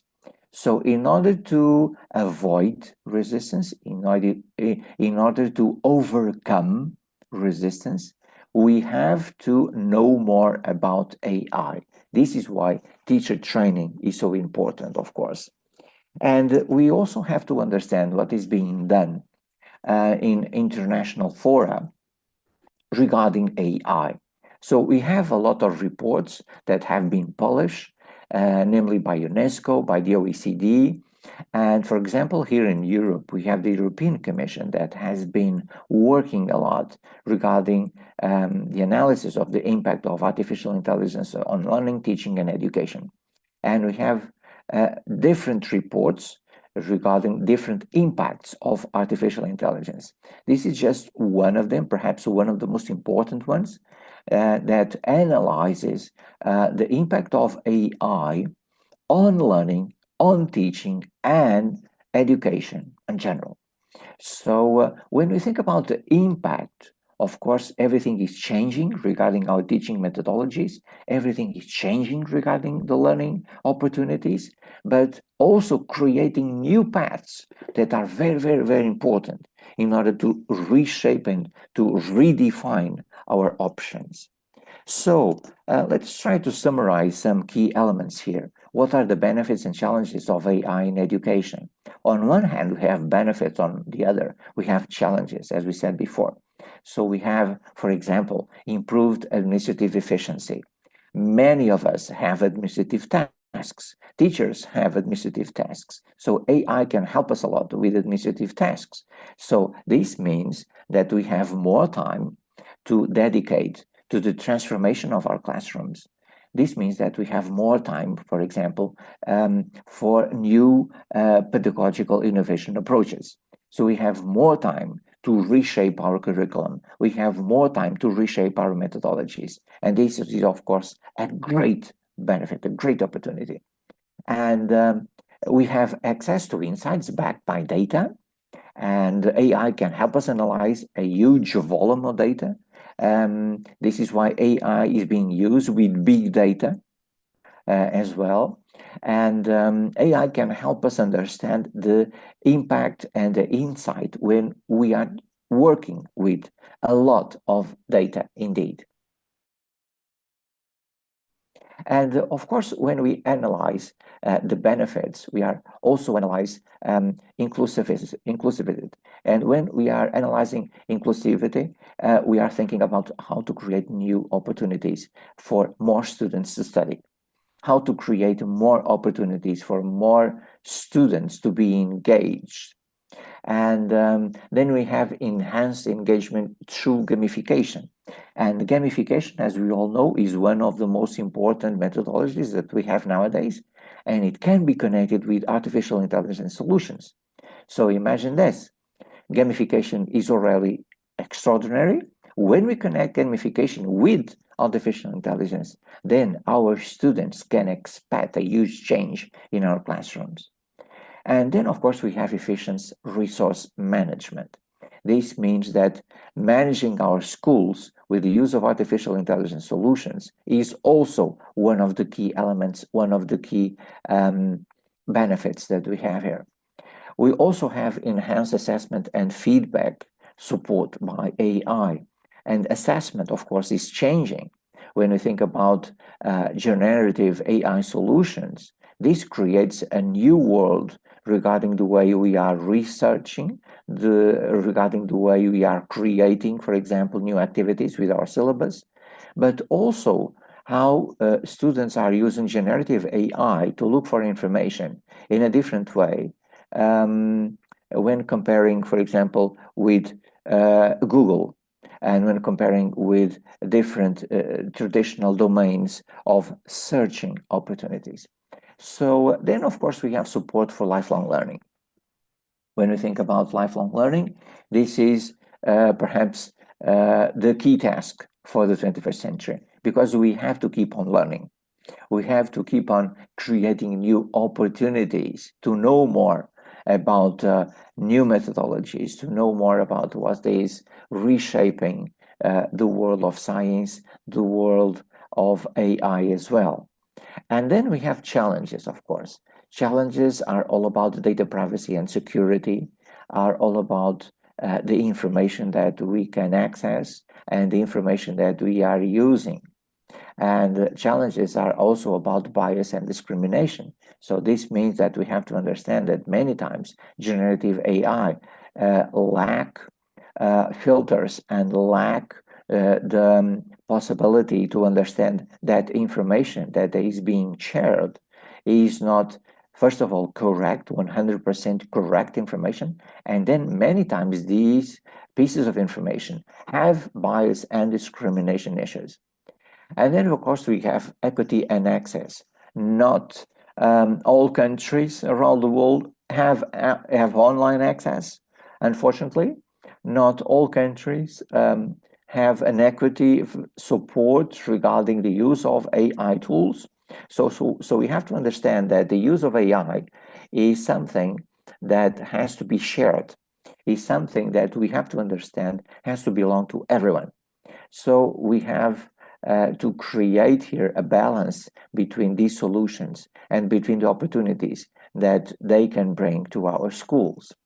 And when we were addressing the issue of teacher training, and teacher training leads to adaptation. So we have to adapt everything that we are doing now. It's something that has to be done step by step.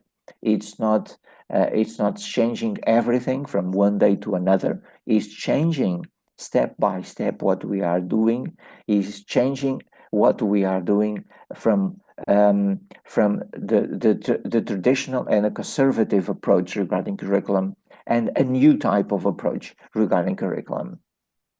And of course, these ethical considerations, technological reliability, and the cost of implementation are already some of the most important impacts that we have.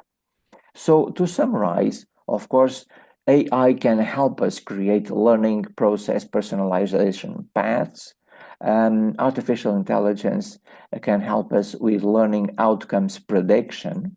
Artificial intelligence can help us with automation of mundane teacher tasks. Artificial intelligence can help us with administrative workflows. AI can help us with assistance for special needs students. AI can help us with resource planning.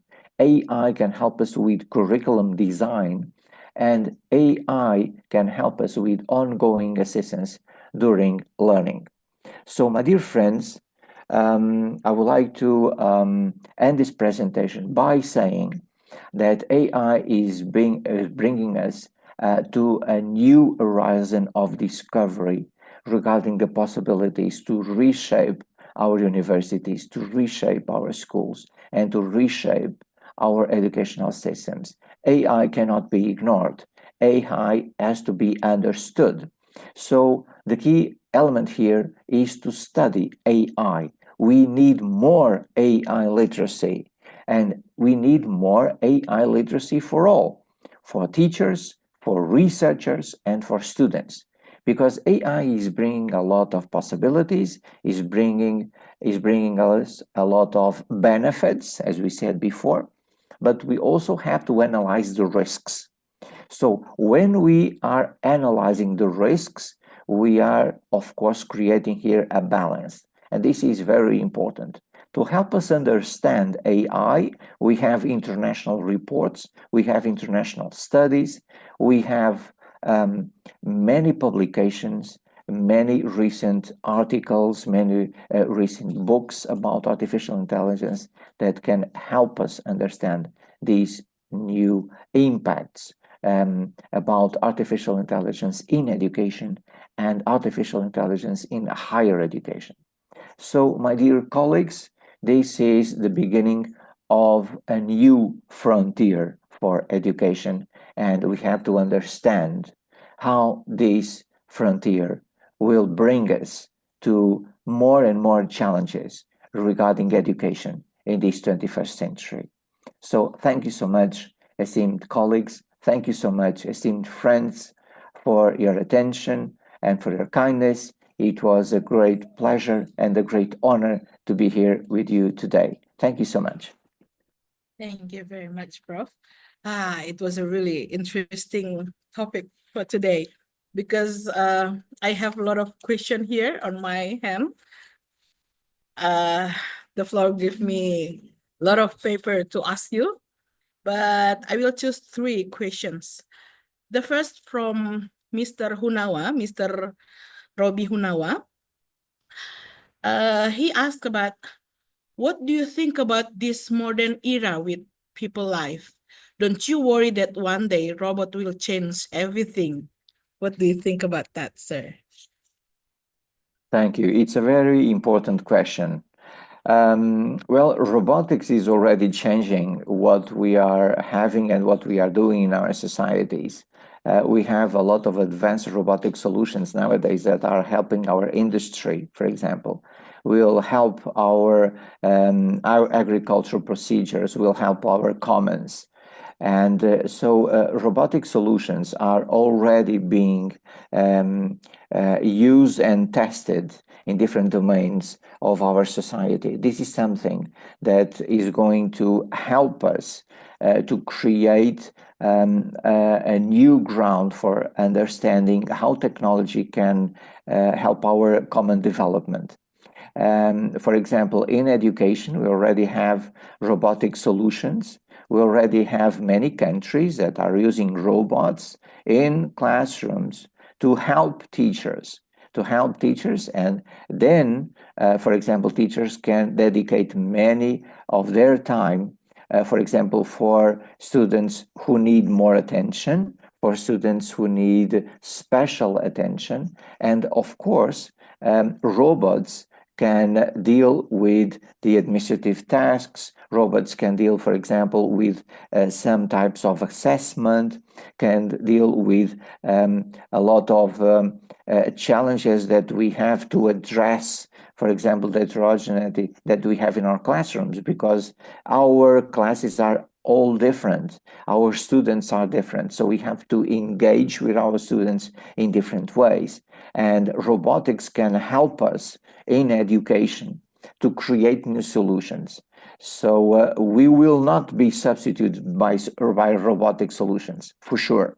But robotic solutions will help create a new connection between humans and these robotic solutions to enhance what is happening in our classroom. So the classroom of the future will be all about the interaction between teachers, human teachers, of course, robotics, artificial intelligence, and many more edtech solutions like virtual reality, for example, like augmented reality, for example. So this is the classroom of the future.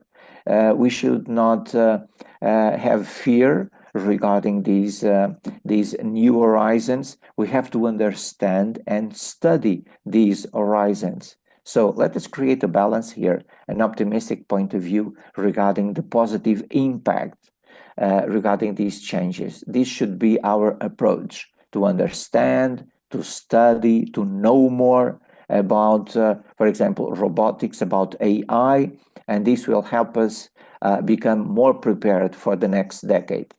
Thank you so much. It was a great question.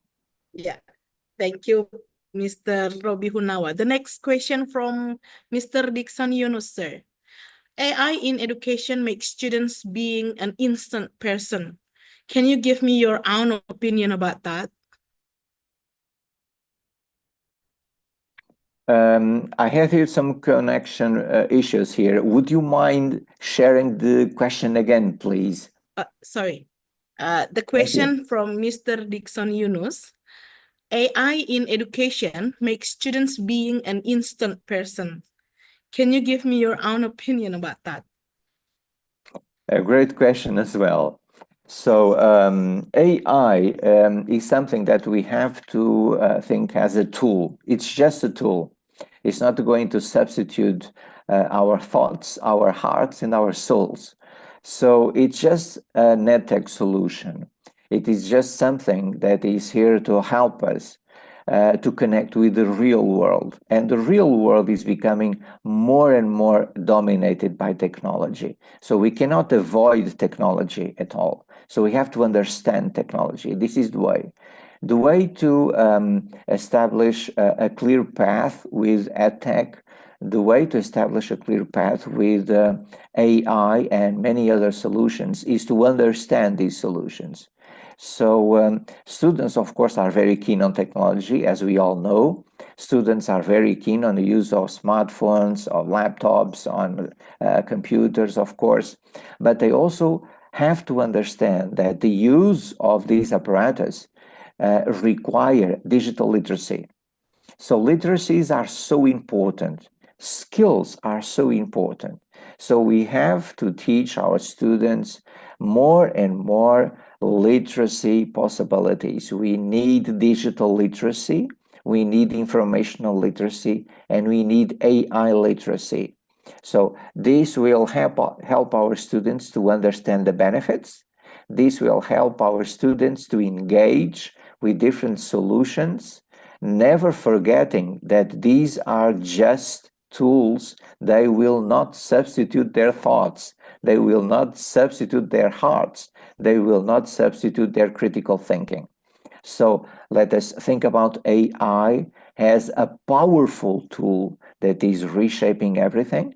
And our students, of course, can have huge benefits by using AI, but AI will not replace what our students have to do to grow, to become great professionals, and to become great persons, and to become great professionals, of course. Thank you so much for the question. Okay, thank you. We still have a lot of questions here, sir, but I will read the latest. From Mrs. Nurmin Kamartam. Ms. Nurmin Kamartam asked about, you state that one of the challenges is data privacy and security. How can we protect our privacy meanwhile technology more and more advanced? Again, a very important question. Yes, indeed. We are having more and more possibilities, and technology is advancing so fast. As we speak, technology is giving more and more steps. So, for example, everything we said here today about artificial intelligence is already being developed. So everything that we said here today about the connection between our schools, between our curriculum, and the way we are using AI is already having new possibilities tomorrow, next week, next month, next year. So we have to be up to date. So this is the key element here. We have to be up to date. We have to understand all these changes. And we have to understand that the progress of creating here an equilibrium between AI and what we are doing in our schools and what we are doing in our educational systems is something common, is something normal that we have to think that is vital for our progressive growth and for our next decade. First of all, the next decade will become AI-driven decade for sure. And the next decade will be a decade where artificial intelligence will help us create a new stage for all mankind. So this is very important, of course, but also we also have to understand the risks. And we have security risks. We have risks regarding bias and discrimination. This is why we have to create more legal frameworks, not just international, because we already have international frameworks, but we need national frameworks as well. And we need an ethical approach regarding the use of AI. This is why I said we need code of ethics regarding AI in our schools. We need code of ethics regarding AI use in our universities. This is one of the most important documents that we have nowadays for teachers, for researchers, and for students. So when we connect AI with a legal framework and with an ethical framework, then we are on track with the good use of AI, and we can avoid a lot of problems regarding data privacy, data security, and to understand that everything that we do online has a footprint. So we as teachers must give our students all these clues regarding how to use AI, how to be online, how to behave online regarding these problems about security and data privacy. So to connect with international reports, to connect with the most recent trends regarding legal frameworks, to have legal frameworks and to have ethical approaches are so important to overcome these issues regarding security and many issues that are many times created because students do not engage with AI with an ethical approach. And this is the basis for everything. So let us give our students everything they need, and let us have more teacher training programs for our teachers to be prepared on how to use AI in a responsible way. Thank you so much. Thank you very much, Prof. Thank you very much for Mr. Robi Hunawa, Mr. Dixon Yunus, and Ms. Nurmin Kamartam for the question to Prof. Cardoso. Thank you very much, Prof. Cardoso, for your valuable insight. Hope we can join on another workshop.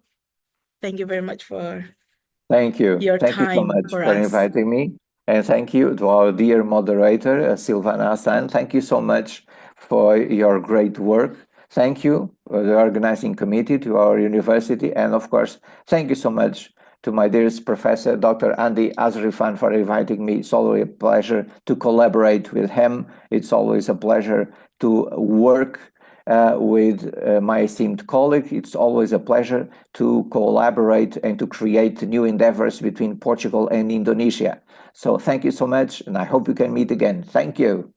Thank you very much, Prof. Thank you so much, my dear professor. Thank you. Thank you.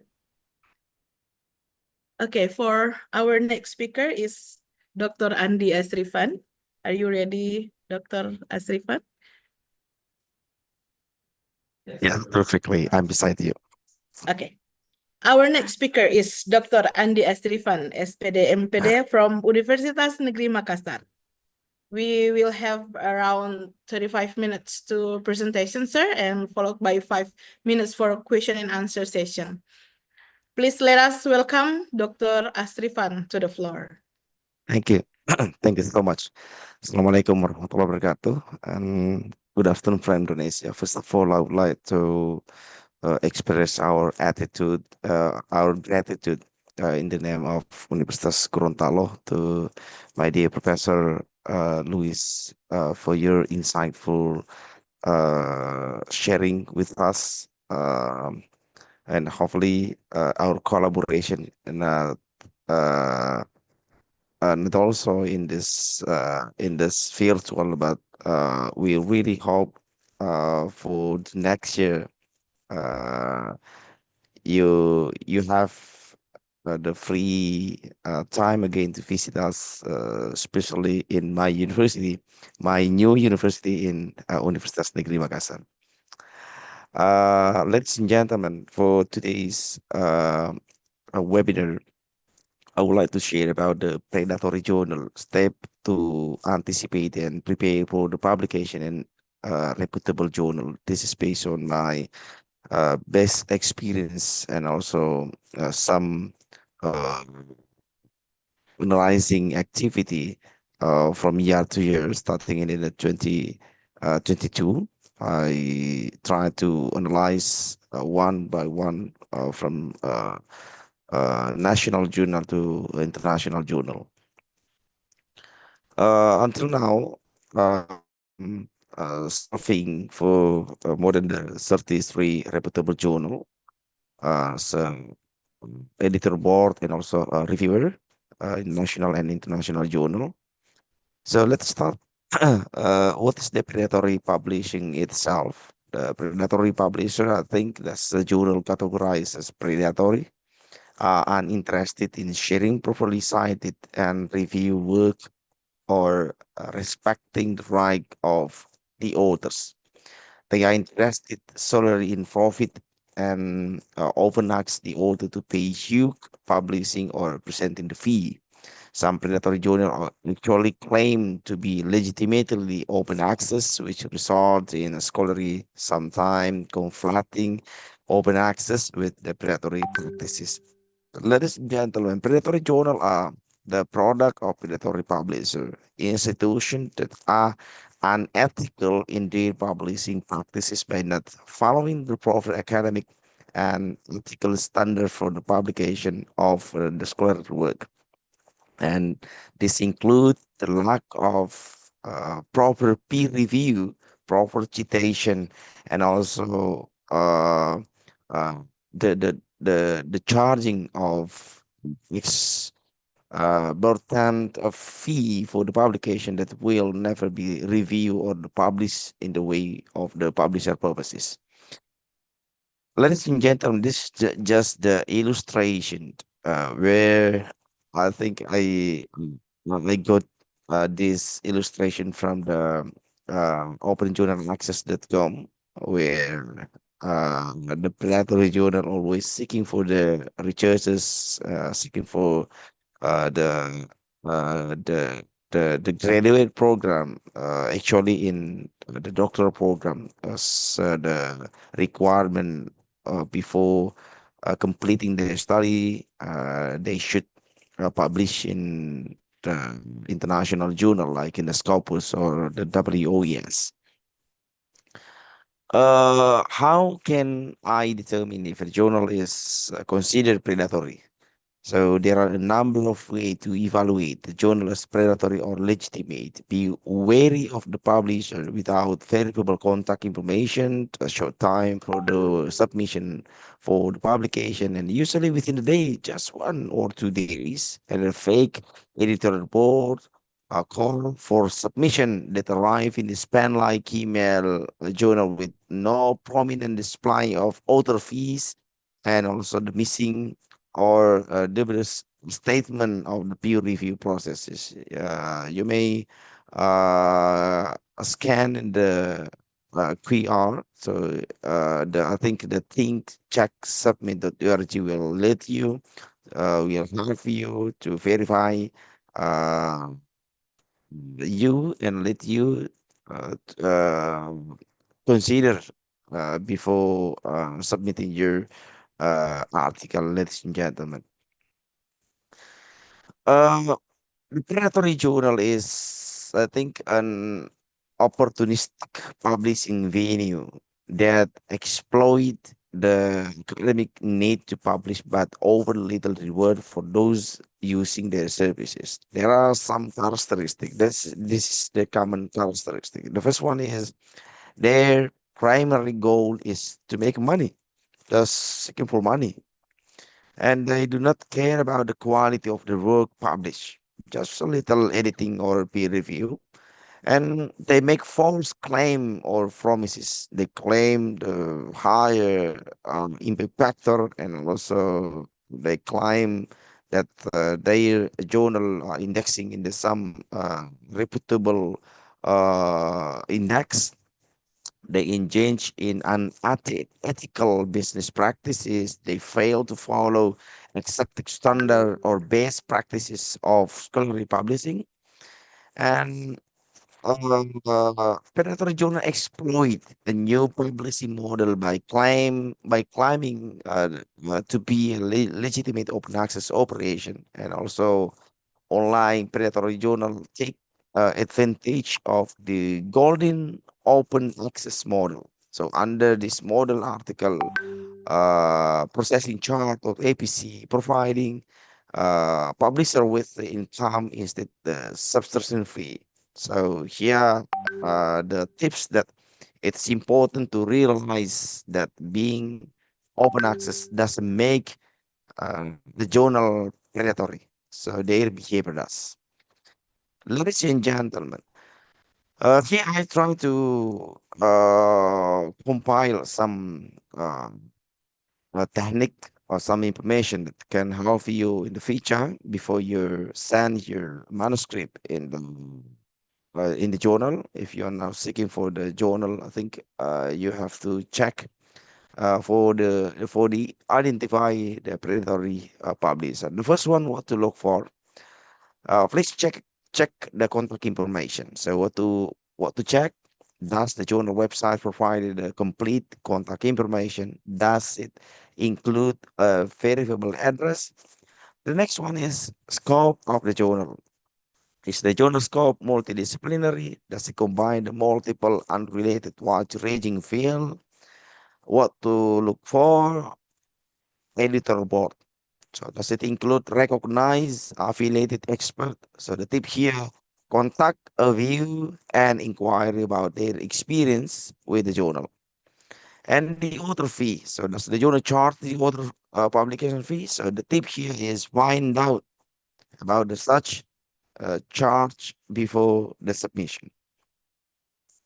The next one is look for the quality of the article. So what to check? Does the journal publish a good quality research? So clearly check with your department head or another or your research supervisor to gauge the quality. The next one is peer review process. Is the peer review process described on the journal website? So the tip here is most credible journal are likely to display it. Next one, indexing information. So what to check? The first is the journal index or a member of prominent publisher association, and does it display in the index Copernicus value? So I think every journal, every reputable journal will put the website, and then that's very easy to check or to evaluate. Is it the journal index in the the the journal display in the OGS. Restriction policy. Does the journal have the clear policy for recording articles? So check the journal policy or its instruction to authors. The pitch for the author. Does the journal guarantee publication or a quick peer review? So the tip here is if it is sound to be good to be true, is it possible isn't? Next one is email invitation. Does the journal, its editor and staff all have institutional or the journal affiliated email address? So kindly check the journal. So and then you may check is it true or not. Ladies and gentlemen, this is just best practice that I compiled from some sources that I got in internet. Here's some list of the clone journal group one that I got uh, from the university from the University Grand Commission in India. Everyone here can access this one. I think that's you will find easily to differentiate it between the legitimate journal and also the clone journal. I think that this website will lead you more and insight you more. The same here, the list of the clone journal group 2. You may access this one to make your comprehension and knowledge before you submit your article to target journal. Ladies and gentlemen, let me check. Let me focus to see this slide. This journal come from the TESL EG submission journal. This is the teaching English as a second or foreign language. So is this the journal origin legitimate or fake? Let me see the website here in below in the that I highlighted in the yellow color TESL sub org. I think that's you can access this one. I'm a member of the reviewer in this journal. Let's see my invitation here. In TESL slash sub.org. And then I have review a manuscript reading cycle 304 increase engagement EFL learner in extensive reading. And if we see or skim this journal in the Stimago GR, Stimago journal and country rank, the only one journal in this in your searching, I think. So, but unfortunately, the homepage will lead you in this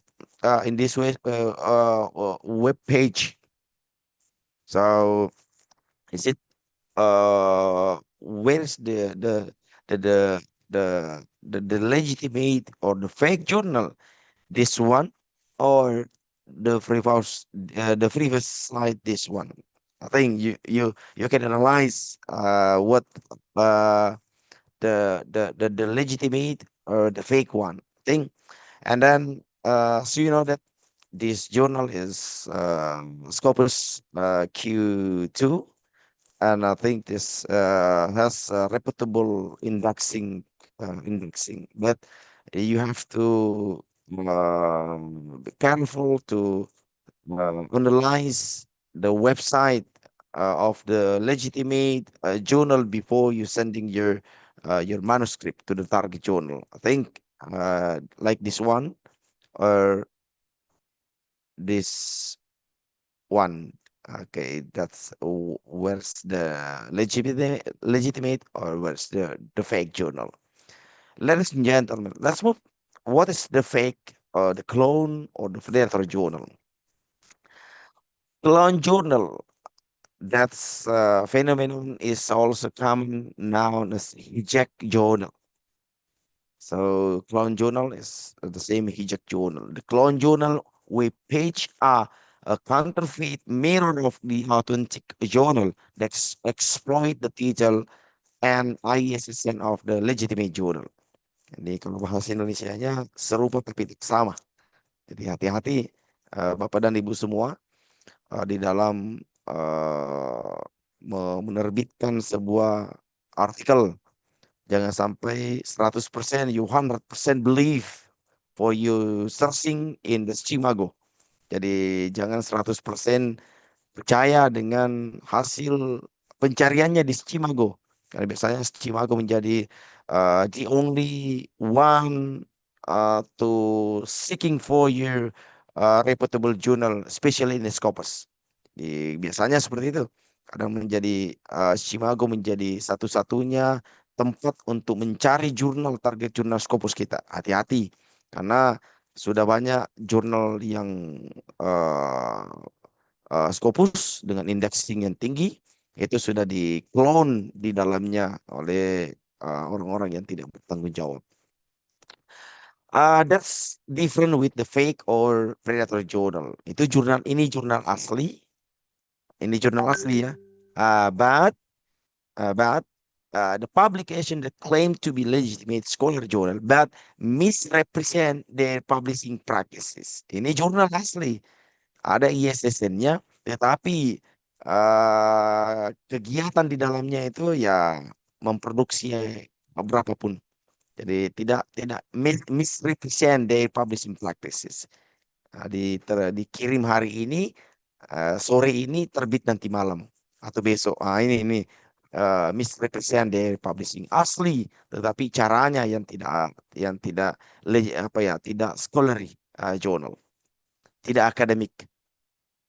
So, ladies and gentlemen, let me share my best and unforgettable experience that I got in 2021, January 23, when I got an invitation through the spam-like email from one of the famous journal called Linguistic Research from the Kyunhee University, Republic of Korea. This is the Q3 in the Scopus.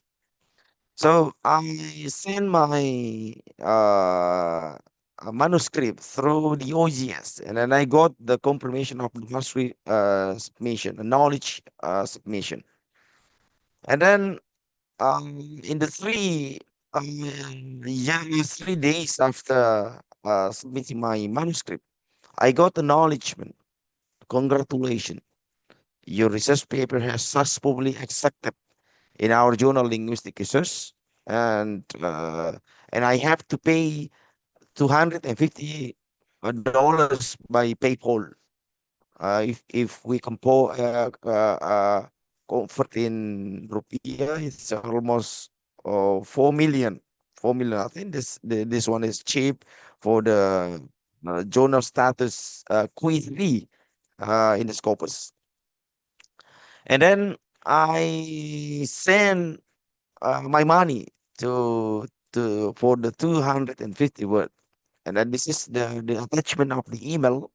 I got LOA, letter of acceptance, and then also the other attachment for the evaluation of my manuscript. I think everyone will who see this one. Oh, congratulations, you got, you deserve, and so on. But after I analyze from the first communication until the last communication, I conclude this is the clone journal. Why I say this is the clone journal? Let me see the email. The last domain of this email, I think you may see sasfokim.com. I think the legitimate journal will be ac.kr. This one, but fortunately my money was back. Jadi alhamdulillah uang saya kembali setelah saya klaim di PayPal bahwa ini adalah penipuan dan I can get my money back. Saya dapat mengembalikan uang saya. Ladies and gentlemen, I think this is the useful tool for identifying the predatory journal. You may access this the two QR in the app.lib.unigi.b and also in the belllist.net. I think there are 1,000 predatory journal will always seeking for you manuscript. So be careful, analyze, and discuss with your supervisor before sending your manuscript, ladies and gentlemen. So this is the process. in the OGS editorial and publishing process. Jadi ini prosesnya Bapak dan Ibu semua. Panjang sekali. Jadi jangan cari yang cepat, hati-hati. Banyak yang cari cepat publikasi Scopus yang hanya sebulan terbit, tetapi mungkin 2 bulan kemudian kita tidak bisa menjamin bisa mungkin saja bisa discontinue. Memang Scopus awalnya, tetapi mungkin pada akhirnya setelah kita mengirimkan dana yang begitu besar itu bisa discontinue. Hati-hati, ini proses yang kami kebetulan di editor board. This is the process of the publishing process in the manuscript of your article, starting from the author submission, where the author upload the file to the journal website and enter the metadata for the OEI indexing. Setelah itu nanti kita akan proses kelayakan judul dengan kecocokan topik yang kami tampilkan. Lalu kemudian tahap pertama checking for the plagiarism. Lalu kemudian kalau dia masuk dikembalikan, kalau tidak kita akan submission for review. Jadi ada check submission, conduct the peer review, and reach the editorial section. Setelah itu akan dikirimkan ke reviewer sampai berapa tahap hingga ke journal chief.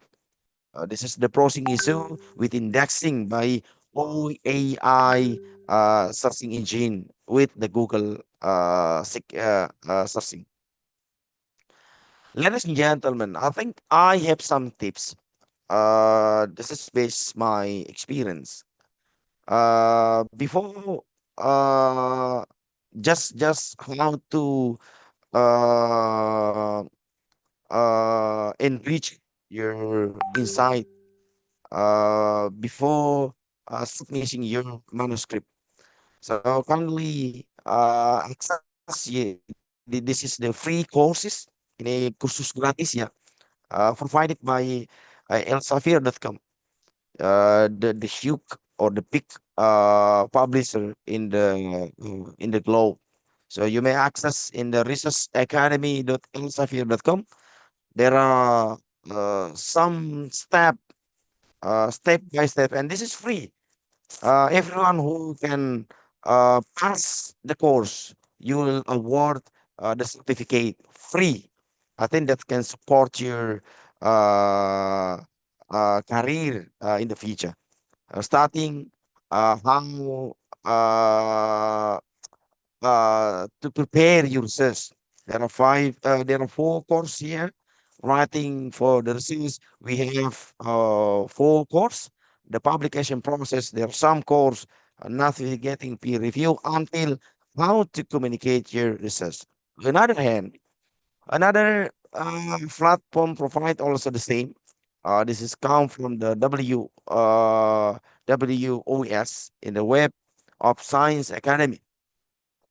You may access this one, and almost the same where the Elsevier provide, I think, for us in the Web of Science also provide to all the researchers, all students for some courses. Ladies and gentlemen, here the common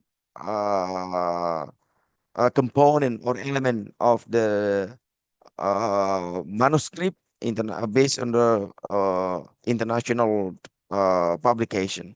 We're starting with the abstract, and then introduction, method, result, and discussion. That's the input.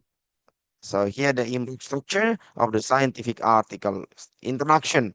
So here the research question, the importance of the study, begin with the topic sentence, brief summary of the issue or the public, for example, health problem, concise review and the pertinent literature and study approach and what will article add, and keep it brief with the front loading and the method, result, discussion. Ladies and gentlemen, the last, I think this is some useful research link that can support your writing, academic writing.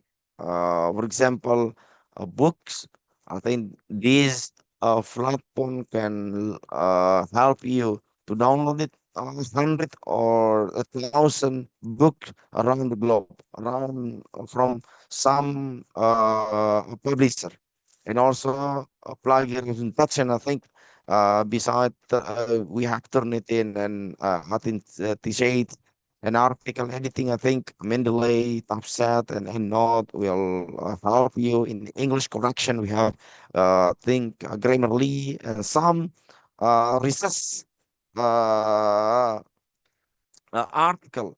So I think this platform can help you to download it 1,000 based on your expertise for the journal article or free conference and another one.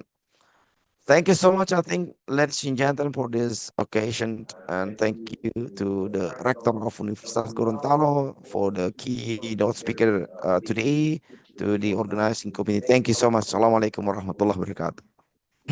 Waalaikumsalam warahmatullahi wabarakatuh. Thank you, Dr. Arsifan. I have two questions from the floor, Doctor. The first from Ibu Nancy Kiai. How to find by AI the trusted sites? What about if the publisher email us? What do you think about that, sir?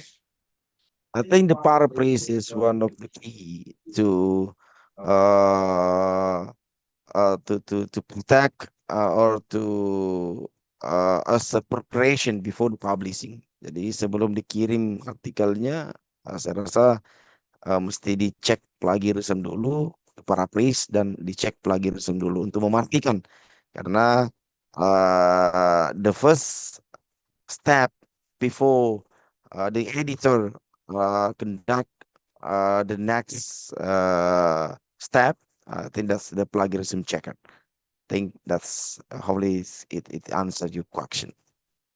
Okay. The second question, sir, from Miss Santidera. Can you give your opinion about Thomson Reuters? Because I heard Thomson's Reuters is better than Scopus. Thomson Reuters, I think that's WOS. That's almost the same. Jadi ada beberapa perguruan tinggi yang mewajibkan, tapi saya rasa di beberapa kementerian sudah memasukkan prasyarat, tetapi dengan dengan indeks tersendiri. Jadi kalau based on my experience when I was in USA in 2015, most of the lecturer there published in the WOS or Thomson Reuters. I think that's almost the same or Scopus. That's based on I think berdasarkan dari kebijakan kampus saja, dari beberapa kebijakan kampus sebagai syarat, the requirement of the student or the lecturer before completing their study. I think. Thank you. Okay, thank you, sir. Thank you for Ibu Nancy Kiai dan Ibu Santidera for the questions. I think we are running out of time, sir. We were gonna move to the last speaker. Thank you so much. The last one, I think. Yeah, the last one. Thank you, Dr. Arsifan, for your engaging presentation. Thank you for joining us in this workshop. Hope we can meet you in another workshop. Thank you very much. Thank you so much. And our fifth speaker is Dr. Prodhan Mahbub Ibna Seraj, Ph.D. TESL, and Associate Professor at the Department of English, American International University, Bangladesh. We will have around 20 minutes for the presentation. Please join me in welcoming Dr. Seraj.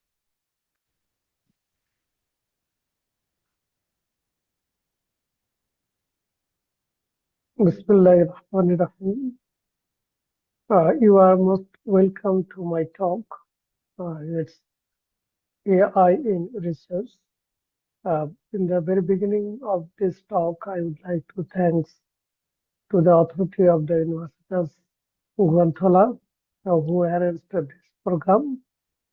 So I'm Dr. Mahbub, Associate Professor in the Department of English, American International University, Bangladesh, Dhaka, Bangladesh. Basically, today I would like to highlight my experiences. Usually, those will be helpful for researchers using different AI tools, as well as I also highlight some of the limitations of these tools to use in research field. So look at, so today's talk is this, artificial intelligence and research. Okay, nowadays, we are using AI almost in every aspect of our life, so we cannot avoid this one in our research. You know that as technology is advancing in the similar way, human life is becoming very comfortable and easy. Good.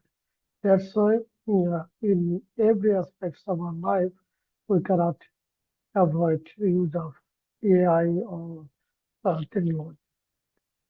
So how this AI in research? Basically, AI will be used in research in different ways. In the very beginning, gathering the data, gathering literature, organizing those, interpreting this data or literatures, or sourcing literatures, or sourcing data, preparing the different types of instruments, data collection instruments. Okay. And this AI also help our researchers to tell from the way that they are doing. Okay, they also can and they develop their team like this, and they can also, this AI tools also allow researchers to accelerate their research process, streamline their research, and gain their new insights. So in each and every aspect nowadays in the field of research, AI has already entered, already touched upon. So what are the main features that AI can do for a researcher? So basically, it can streamline research process. How can you start? From where you will get literature, and what would be your data collection tools, and how these tools you can prepare those. All these things will be benefited through AIs. Next, data analysis, exploiting innovation, experimenting design, then predictive modeling. Okay, so what are and where do you want this AI?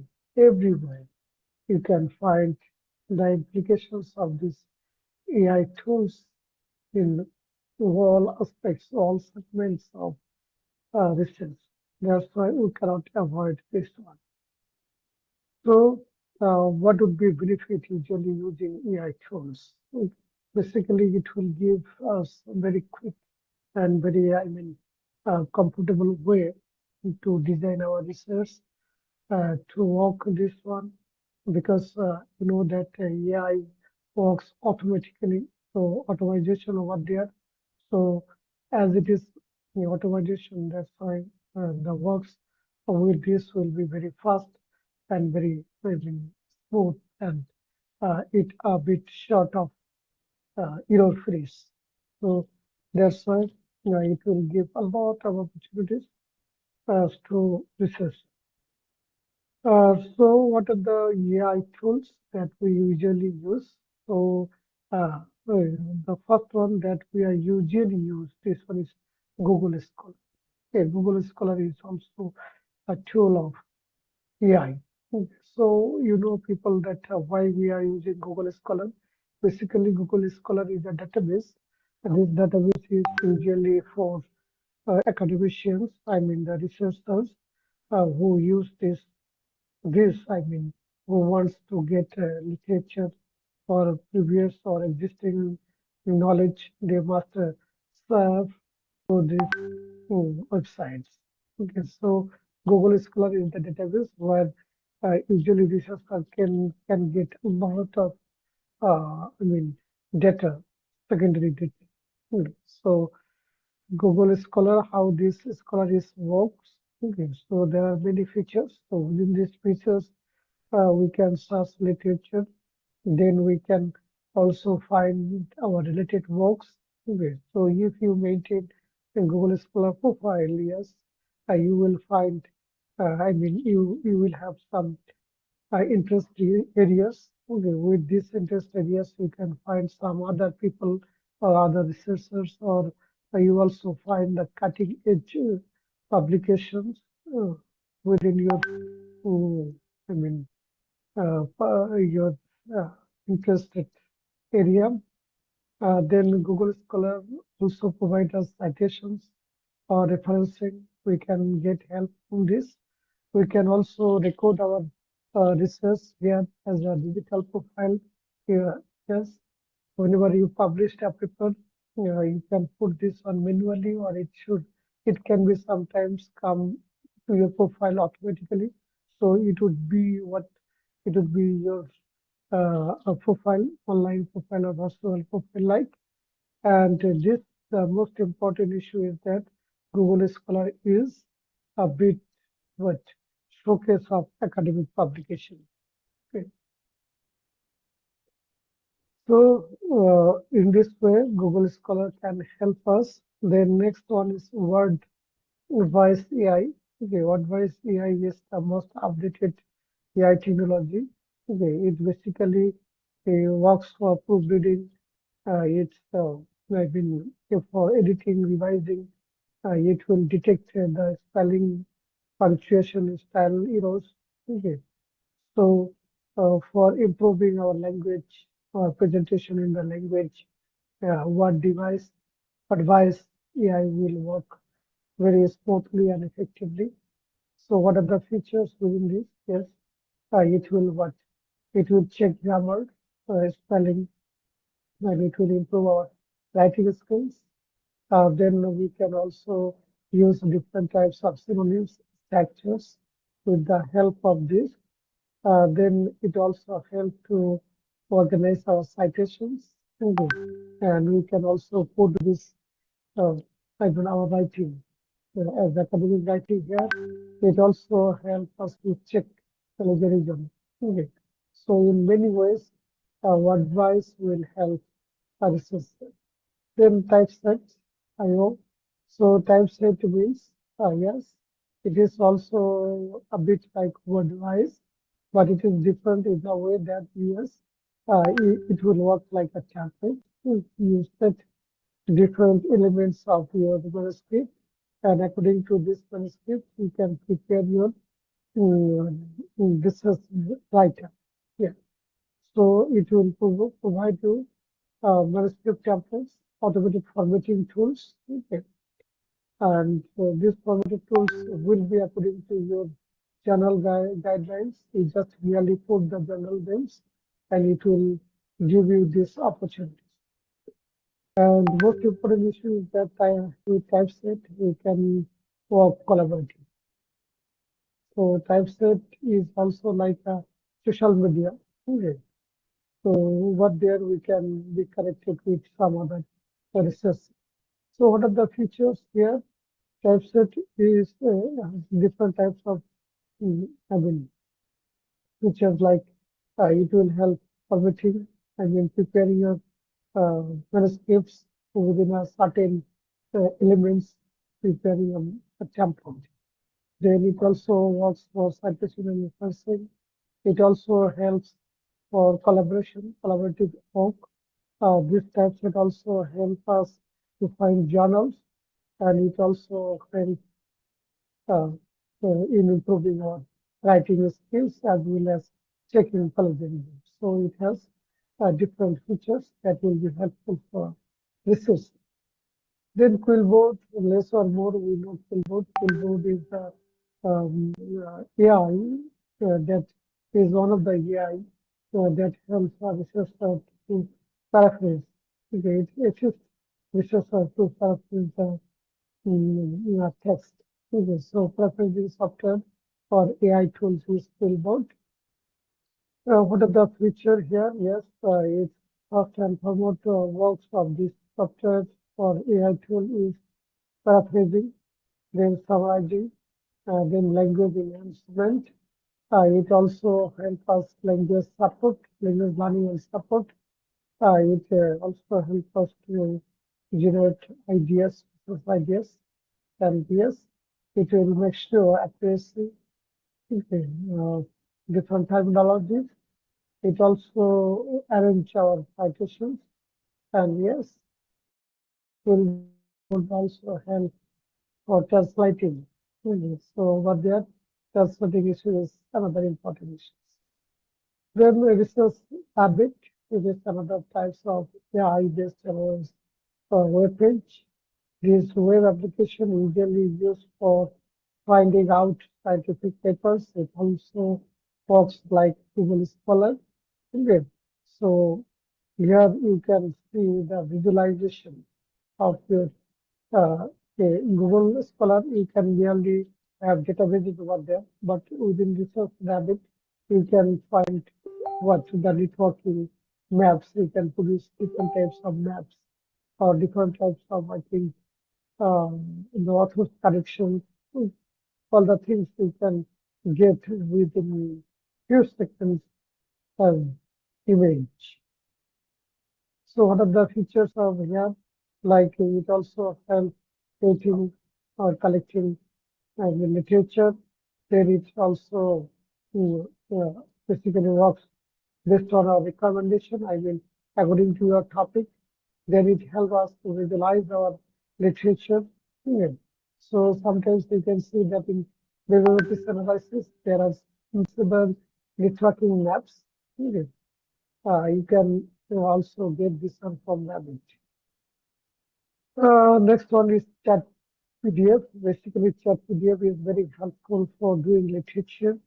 Okay, within this website or so this software, you put your articles, I mean the expected literature, and you ask according to your research questions, and it will give you a summary. So it is also very helpful for research. So what are the features? Basically here, within, I mean, with use of this chat PDF, you can save your time or report for summarization or for answering a particular research questions or writing your literature. It also helps to explain a complex topics. It provides various suggestions. It also protects privacy, deleting of data. Okay, so okay, next one is consensus. Consensus is another AI-based website. It also helps to find the relevant articles. Okay, it is also like Google Scholar, but with the keywords, it will provide summary. Okay, you can also ask consensus to summarize all the papers altogether. So it will help in this. So these are the the features. I mean, the things we can get from this types of software is that it can help us to do instant analysis. As it is instant analysis of our existing literature, so it will help us to save our time. Then it also helps to find or to do summarize. It also offers the visualization. It also offers different types of the trends of the research that will help our researcher working within his or her research and presenting within his or her academic writing. So illicit is also another types of web-based AI-based website. Yeah, it will help. It is also like a bit close to the console source and chat PDF. Here you can also find your respected articles, summarizations, or you can also expose the different types of concepts within few minutes. So Illicit is also similar types of Google Scholar, but it has different functions. So Illicit can have these other ways. So it helps us literature review automation. It can generate concept summary, information extraction, help with brainstorming, help with classification, identifying and summarization, and provide different perspectives. So the Illicit can be used in many different ways. Trinka is another types of proofreading software. Here we may have assistance for improving our academic writing. So feature is like it will consistently check your grammar, it will check your punctuation, vocabulary usage, then grammatical items like subject, style, writer should ensure holistic, so advanced writing tips. OpenRead is another types of software. It will help to do your research according to conflict organizations or analyze. So it can also help a researcher for extensive reading mode. It also finds the question answer from the research paper. So basically OpenRead also have different types of benefits. So these are the very common AI-based website that researchers usually uses. So what are the specific tools, AI tools for literature review? So for literature review, we know that we must have these issues. It means that we must have this question, okay, or we must have hypothesis. In response to hypothesis, we will go for different sources for digging out of what are the existing knowledge. Okay. So that's why we need an hypothesis or research questions to prepare our literature review. So this is the common function of AI for literature. So what should we do usually for literature review? So first we have to do brainstorming. So brainstorming topics, then preliminary literature search, identify research papers or gaps, form hypothesis, develop or sharpen research questions. Okay. So you have already a hypothesis, you have already a research question, but after reading while you are reading literature, then it will be formalized, regularized, or it will be very, concrete and evidential. Evidential will be, one of the most important issues for preparing your research questions. So, what are the tools we will use for literature review? So, Google Scholar, scholarly database like Web of Science, Scopus. Okay. And what the things we will do? Yes, we will use the different other AI like then Capilot, ChatGPT. So these are for forming research questions or hypotheses or keywords or further experiments. So next part, for preliminary literature search, we will use perplexity or consensus. For mind mapping, we can use Gitmind, Whimsical. So this is the first step for preparing literature, and in this first step, we have found that S.Si is working for us. Then second step, what should you do? Build source query, conduct in-depth literature research, explore similar articles, organize literature, and evaluate studies. Okay, this is the second steps. For doing this, again, we need some AI-based websites like Google Scholar, or we may have corrected papers, insightful. We may have different softwares like Jupyter and Note Mendeley. And this is, in the second steps, while you are searching, identifying, organizing your literature. Then you can use for upload ChatGPT, Illicit, Site Assistant, Cyphers, Petal, okay, for been picking up relevant topic. And with Po, you can summarize all the articles or all the things within few seconds. The third phase, what should we do? We need to synthesize findings from previous research, I mean existing literature. So we need to find out the articles, I mean the key findings from existing literature. For doing this, we need to go with research or only for latex because we have to write the findings, then we have to synthesize. While we are synthesizing, we may have grammatical mistakes or sentence mistakes. That's why we have two AI-based software like Grammarly or Philbolt. Then if we want to check or detect plagiarism, so we may have other AI-based website like Turnitin Authenticate. And yes, we are writing in refers to existing literature, so we have to put in-text citations. For in-text citations, we have to know about some in-text or citation referencing management software like Mendeley or Endnote. And how this will be functionized. So all the things will be synchronized with illicit site assistant for Notion AI ChatGPT. So basically, those will help to identify what should we write on investment. And this will determine how much plagiarize within our writing. So look at, this is the literature review process. This is the demonstration we just have.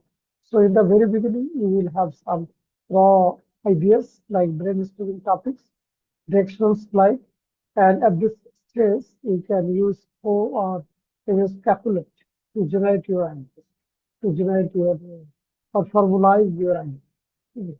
After this, then you will have search query.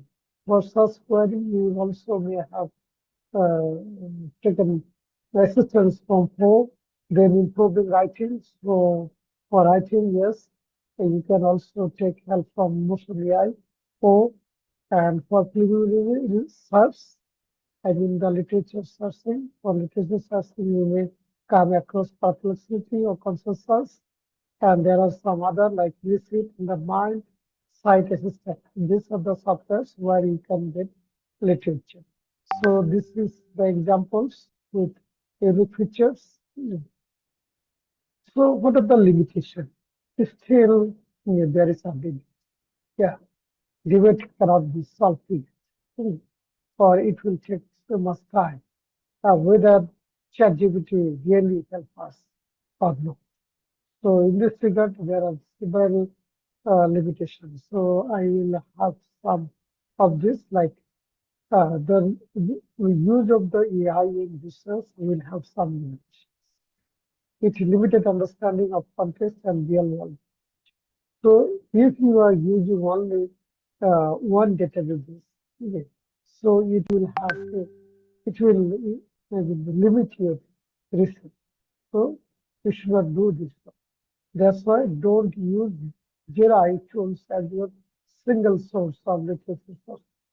So Google Scholar database is not the last. Okay. It can be on off. So that's why single thing will not. Use Jira tools as a companion. Yeah, you just check this one. How can you find your literature?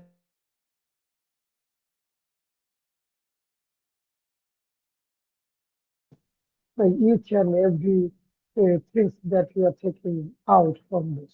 Yes, they are helping, but sometimes they are also making mistakes. So these two are very important issue in terms of limitations of using AI in education. Thank you very much. And I'm very much grateful to all of you for your passions to listen. Thank you. Thank you very much, Dr. Seraj. Thank you very much for that thought-provoking discussion. And finally, we are honored to have Dr.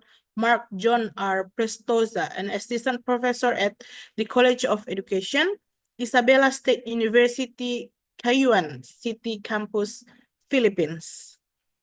Let us give a warm welcome to Dr. Prestosa.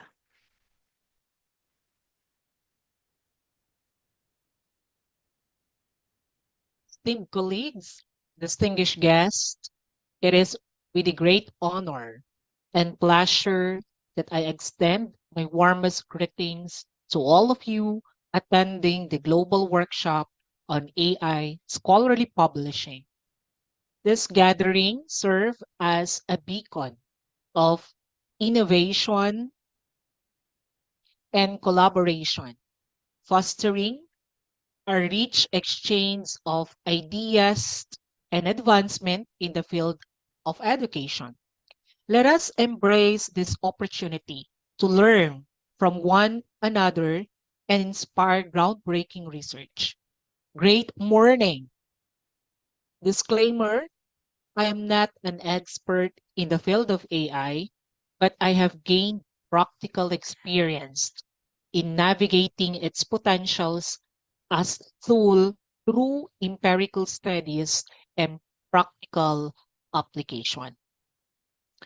Aligned with the conference theme, Transforming Academic with AI, it is with great enthusiasm that I present to you my topic, Pedagogy Unleashed, Revolutionizing Education with Human-Centric AI.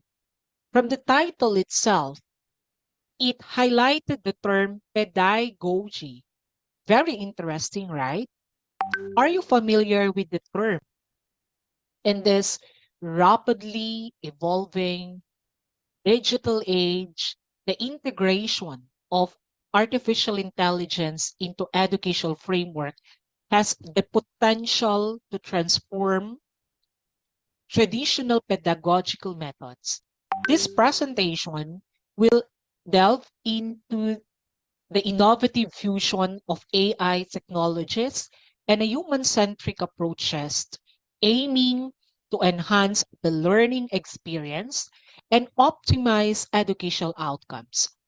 Our exploration will focus on how AI-driven tools can be harnessed to support educators in the development and organization of content across various subjects. By leveraging AI's analytically and adaptive capabilities, we can create personalized learning pathways that cater to the unique needs and potentials of each learner, fostering a more inclusive and effective educational environment.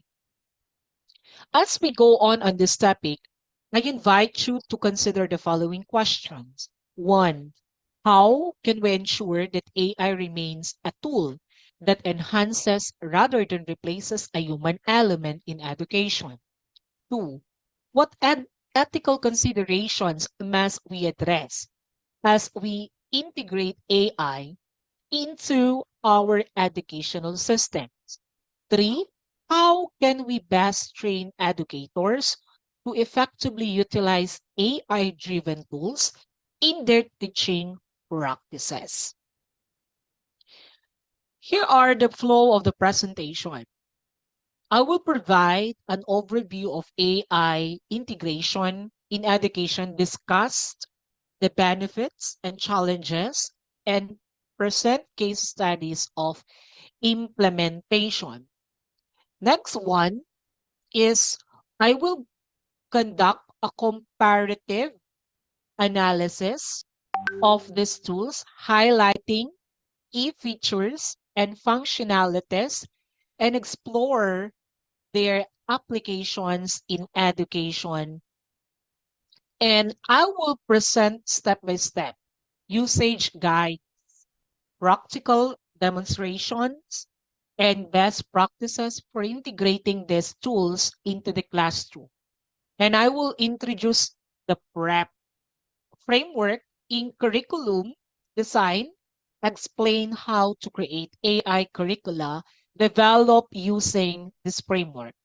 I will emphasize the importance of maintaining the human element, AI enhanced education, discuss ethical considerations, and offer strategies for ensuring human interaction in education. First, we have the AI for education.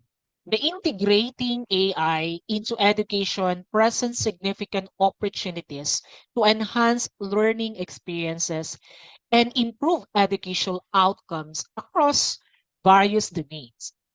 Personalized tutoring, collaborative learning support, and immersive virtual reality environments illustrate AI's potential to cater to diverse learning needs and foster engagement among students. And viewing AI through learning facing, teacher facing, and system facing perspectives underscores its comprehensive impact on educational practices. However, alongside these opportunities, several challenges and ethical consideration emerge.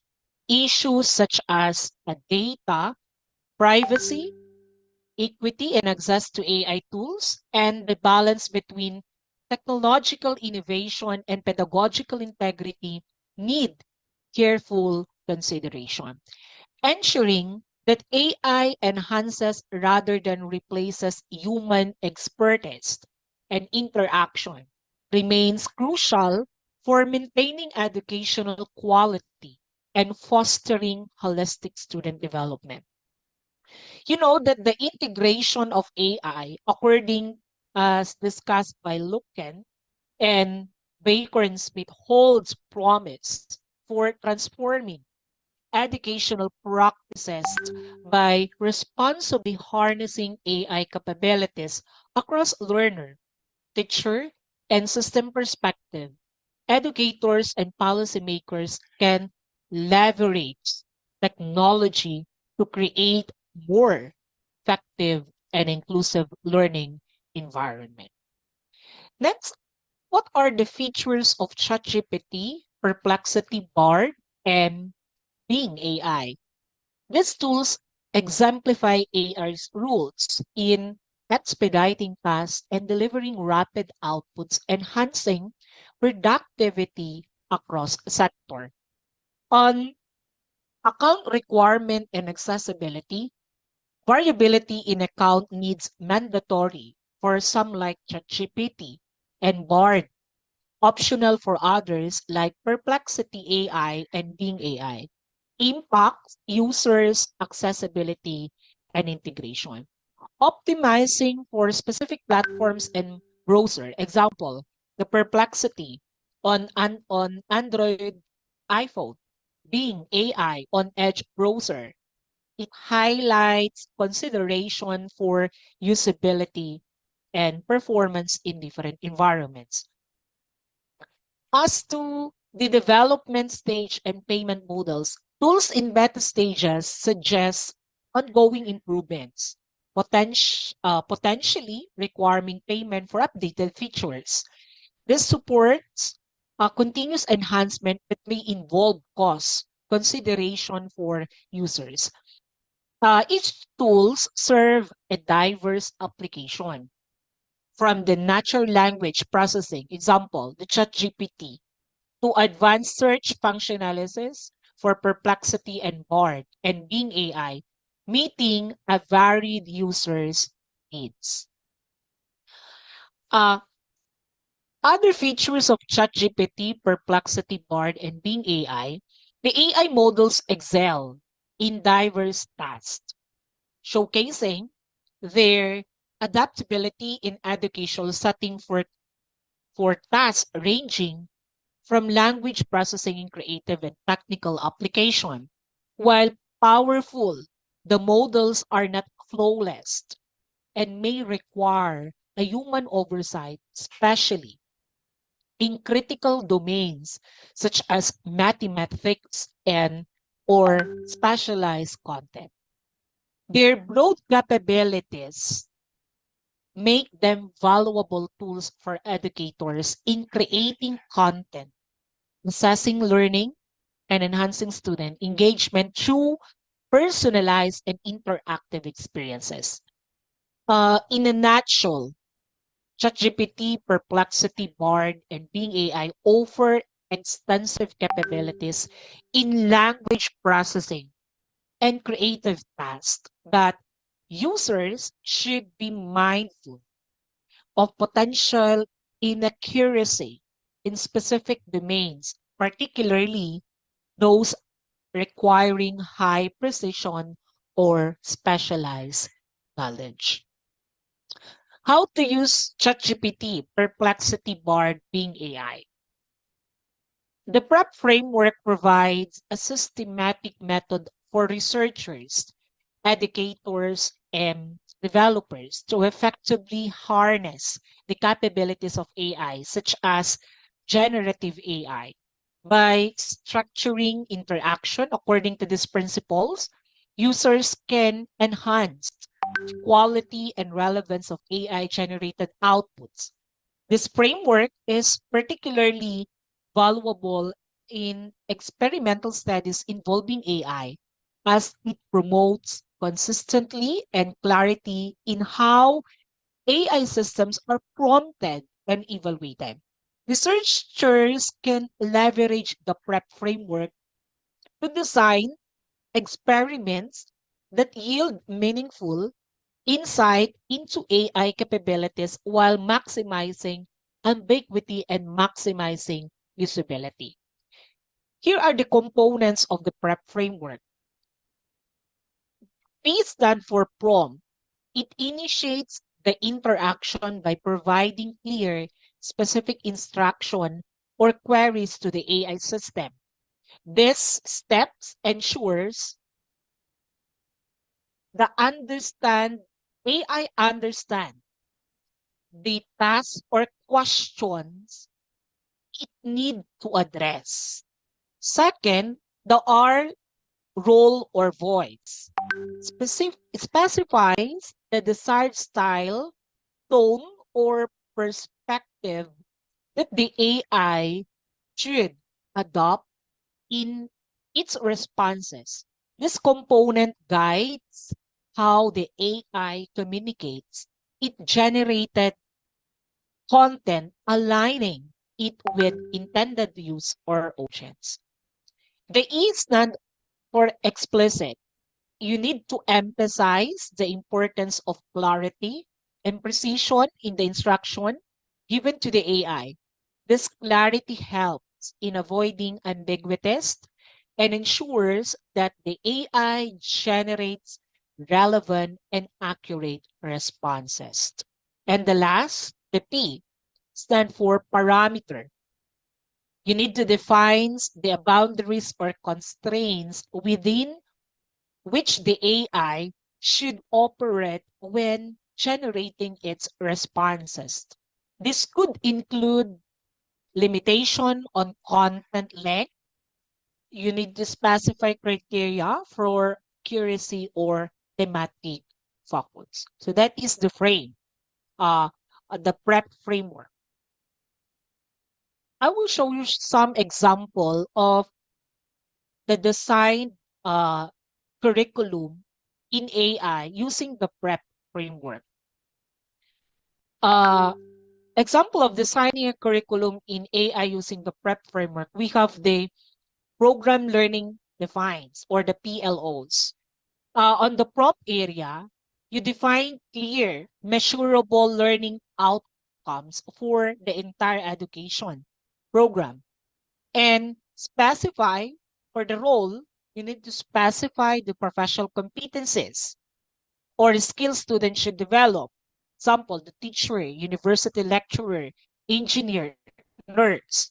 And on the explicit step, clearly articulate that what students are expected to achieve by the end of the program should be outcomes based. Use Bloom's learning taxonomy, and you may also write it in your language. And for the parameter, On the parameter, ensure alignment with accreditation, very important, standard and industry requirement. Another example is on course learning outcome. On course learning outcome, on the prompt, you should detail specific objectives for each course within the curriculum. And on the role, it's determine the academic rigor or practical application of the course outcome. On explicit stage, you clearly state what knowledge or skills students should gain from each course. And for the parameter, example, university student in the year, you need to align outcomes with program goals and prerequisites. Another example, if you are making syllabus in teaching and learning quality framework using the AI, following the PrEP framework, provide a structured outline of the topic, assessments, and resources for the course, and you need to define instructional approach or pedagogical methods. Explicit instruction clearly outcome the sequence of the topic and assignment, and ensure the compliance with educational standard and assessment criteria. This is very important for the parameter, including also in writing your lesson plan for the educators and teachers. Using the PrEP framework, detail specific learning objectives and activities for a single class session. On the role part, specify the instructional strategies or learning modalities to be employed. And on the explicit instruction, clearly outline the steps and materials needed for the lesson. Okay? And example, the course, what's the topic, and the CLO. And on the parameter, align with activities with course and program goals and considering time constraint. You may also use the AI using the PrEP framework in creating rubric. Okay? What to do after the PrEP? After the PrEP, we have the what we call edit process. What do after PrEP? First, the evaluate. Evaluate the language, the facts, and structure. You need to review this need for a human intervention. You need to review the content for clarity, coherence, and adherence to language conventions. Verify factual accuracy and ensure the information is presented logical. And as to the second stage, determine accuracy and corroborate sources. Assess the accuracy of the information presented by the cross-referencing with reliable sources. You need to verify that claims and data are supported by credible evidence. And on the next stage is identify biases and misinformation. You need to scrutinize the content for biases, assumptions, or misrepresented information. Identify any potential biases that may affect the credibility or objective of the content. And the last stage is the transform. Make the necessary adjustment to the content based on your evaluation. Clarify ambiguous points, correct inaccuracies, and adjust language or structure to improve comprehensive and coherence. By integrating the PrEP and for clear and effective interaction with AI and edit for a rigorous evaluation and refinement, the framework ensures that AI-generated content meets high standard of accuracy, clarity, and objectivity. This structured approach supports informed decision-making, enhances educational materials, and promotes critical analysis in AI application. Moving on, despite the increasing presence of AI in education, many educators remain optimistic about its potential impact. They believe that AI integration into educational practices could amplify the importance of distinctly human skills and perspective. Emphasizing the human element in AI academic publishing, educators argue that AI's role in education could augment rather than replace human capabilities. By automating routine tasks like assessment and data analysis, AI frees up time for educators to focus on fostering critical thinking, creativity, empathy, and other uniquely human skills in students. Writing scaffold. Writing assignments exemplify this perspective, serving not only to evaluate student learning, but also as a scaffolded process for active learning. Through writing, students engage in critical thinking, expression and synthesis of knowledge aided by meaningful feedback from teachers. This interactive process not only supports academic growth, but also nurtures communication skills and personal development. The human paths in education involves nuanced interactions, mentorships, emotional support, and personalized guidance that AI, despite its capability, educators argue that these aspects and well-being emphasize the irreplaceable value of human educators in fostering holistic development. While AI represent a new tools and efficiencies in education, educators assert that the human element remains essential. By leveraging AI to enhance teaching practices and support learning outcomes, educators can enrich educational experience and prepare students for the future where both human and technological skills are indispensable. Here are the road ahead for AI in academic publishing. The future of learning is not about human versus AI. It's human working along AI to push the boundaries of knowledge and creativity. The race is on to define what the future will be. The stakes for students, educators, and society could not be higher. For a summary of this presentation, AI, ChatGPT, example, Bard, Perplexity, Bing are digital tools. We are the boss, not their friend. Follow the prep framework to be able to have a specific output. And always remember that the AI's output is not 100% accurate. Edit after AI generated an output is a must. AI will expedite our work output. A machine generated output in 15 to 50 seconds with minor editing is better than dealing with the psychological stress brought by working hard for 15 hours, right? Here are the references of this presentation.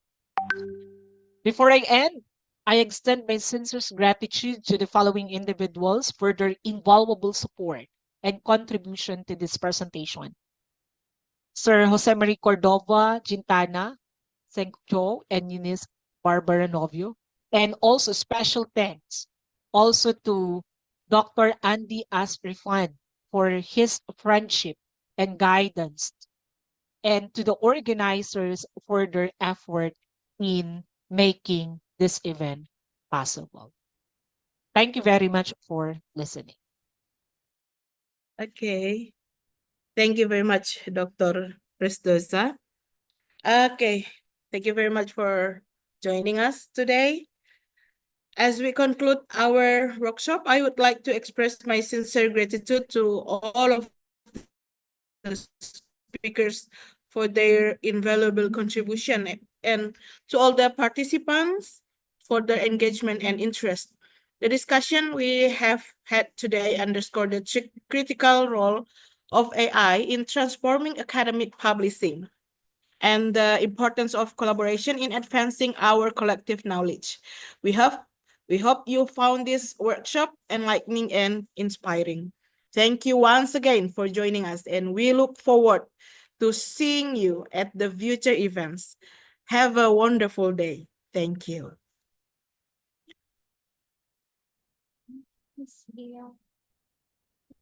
Thank you.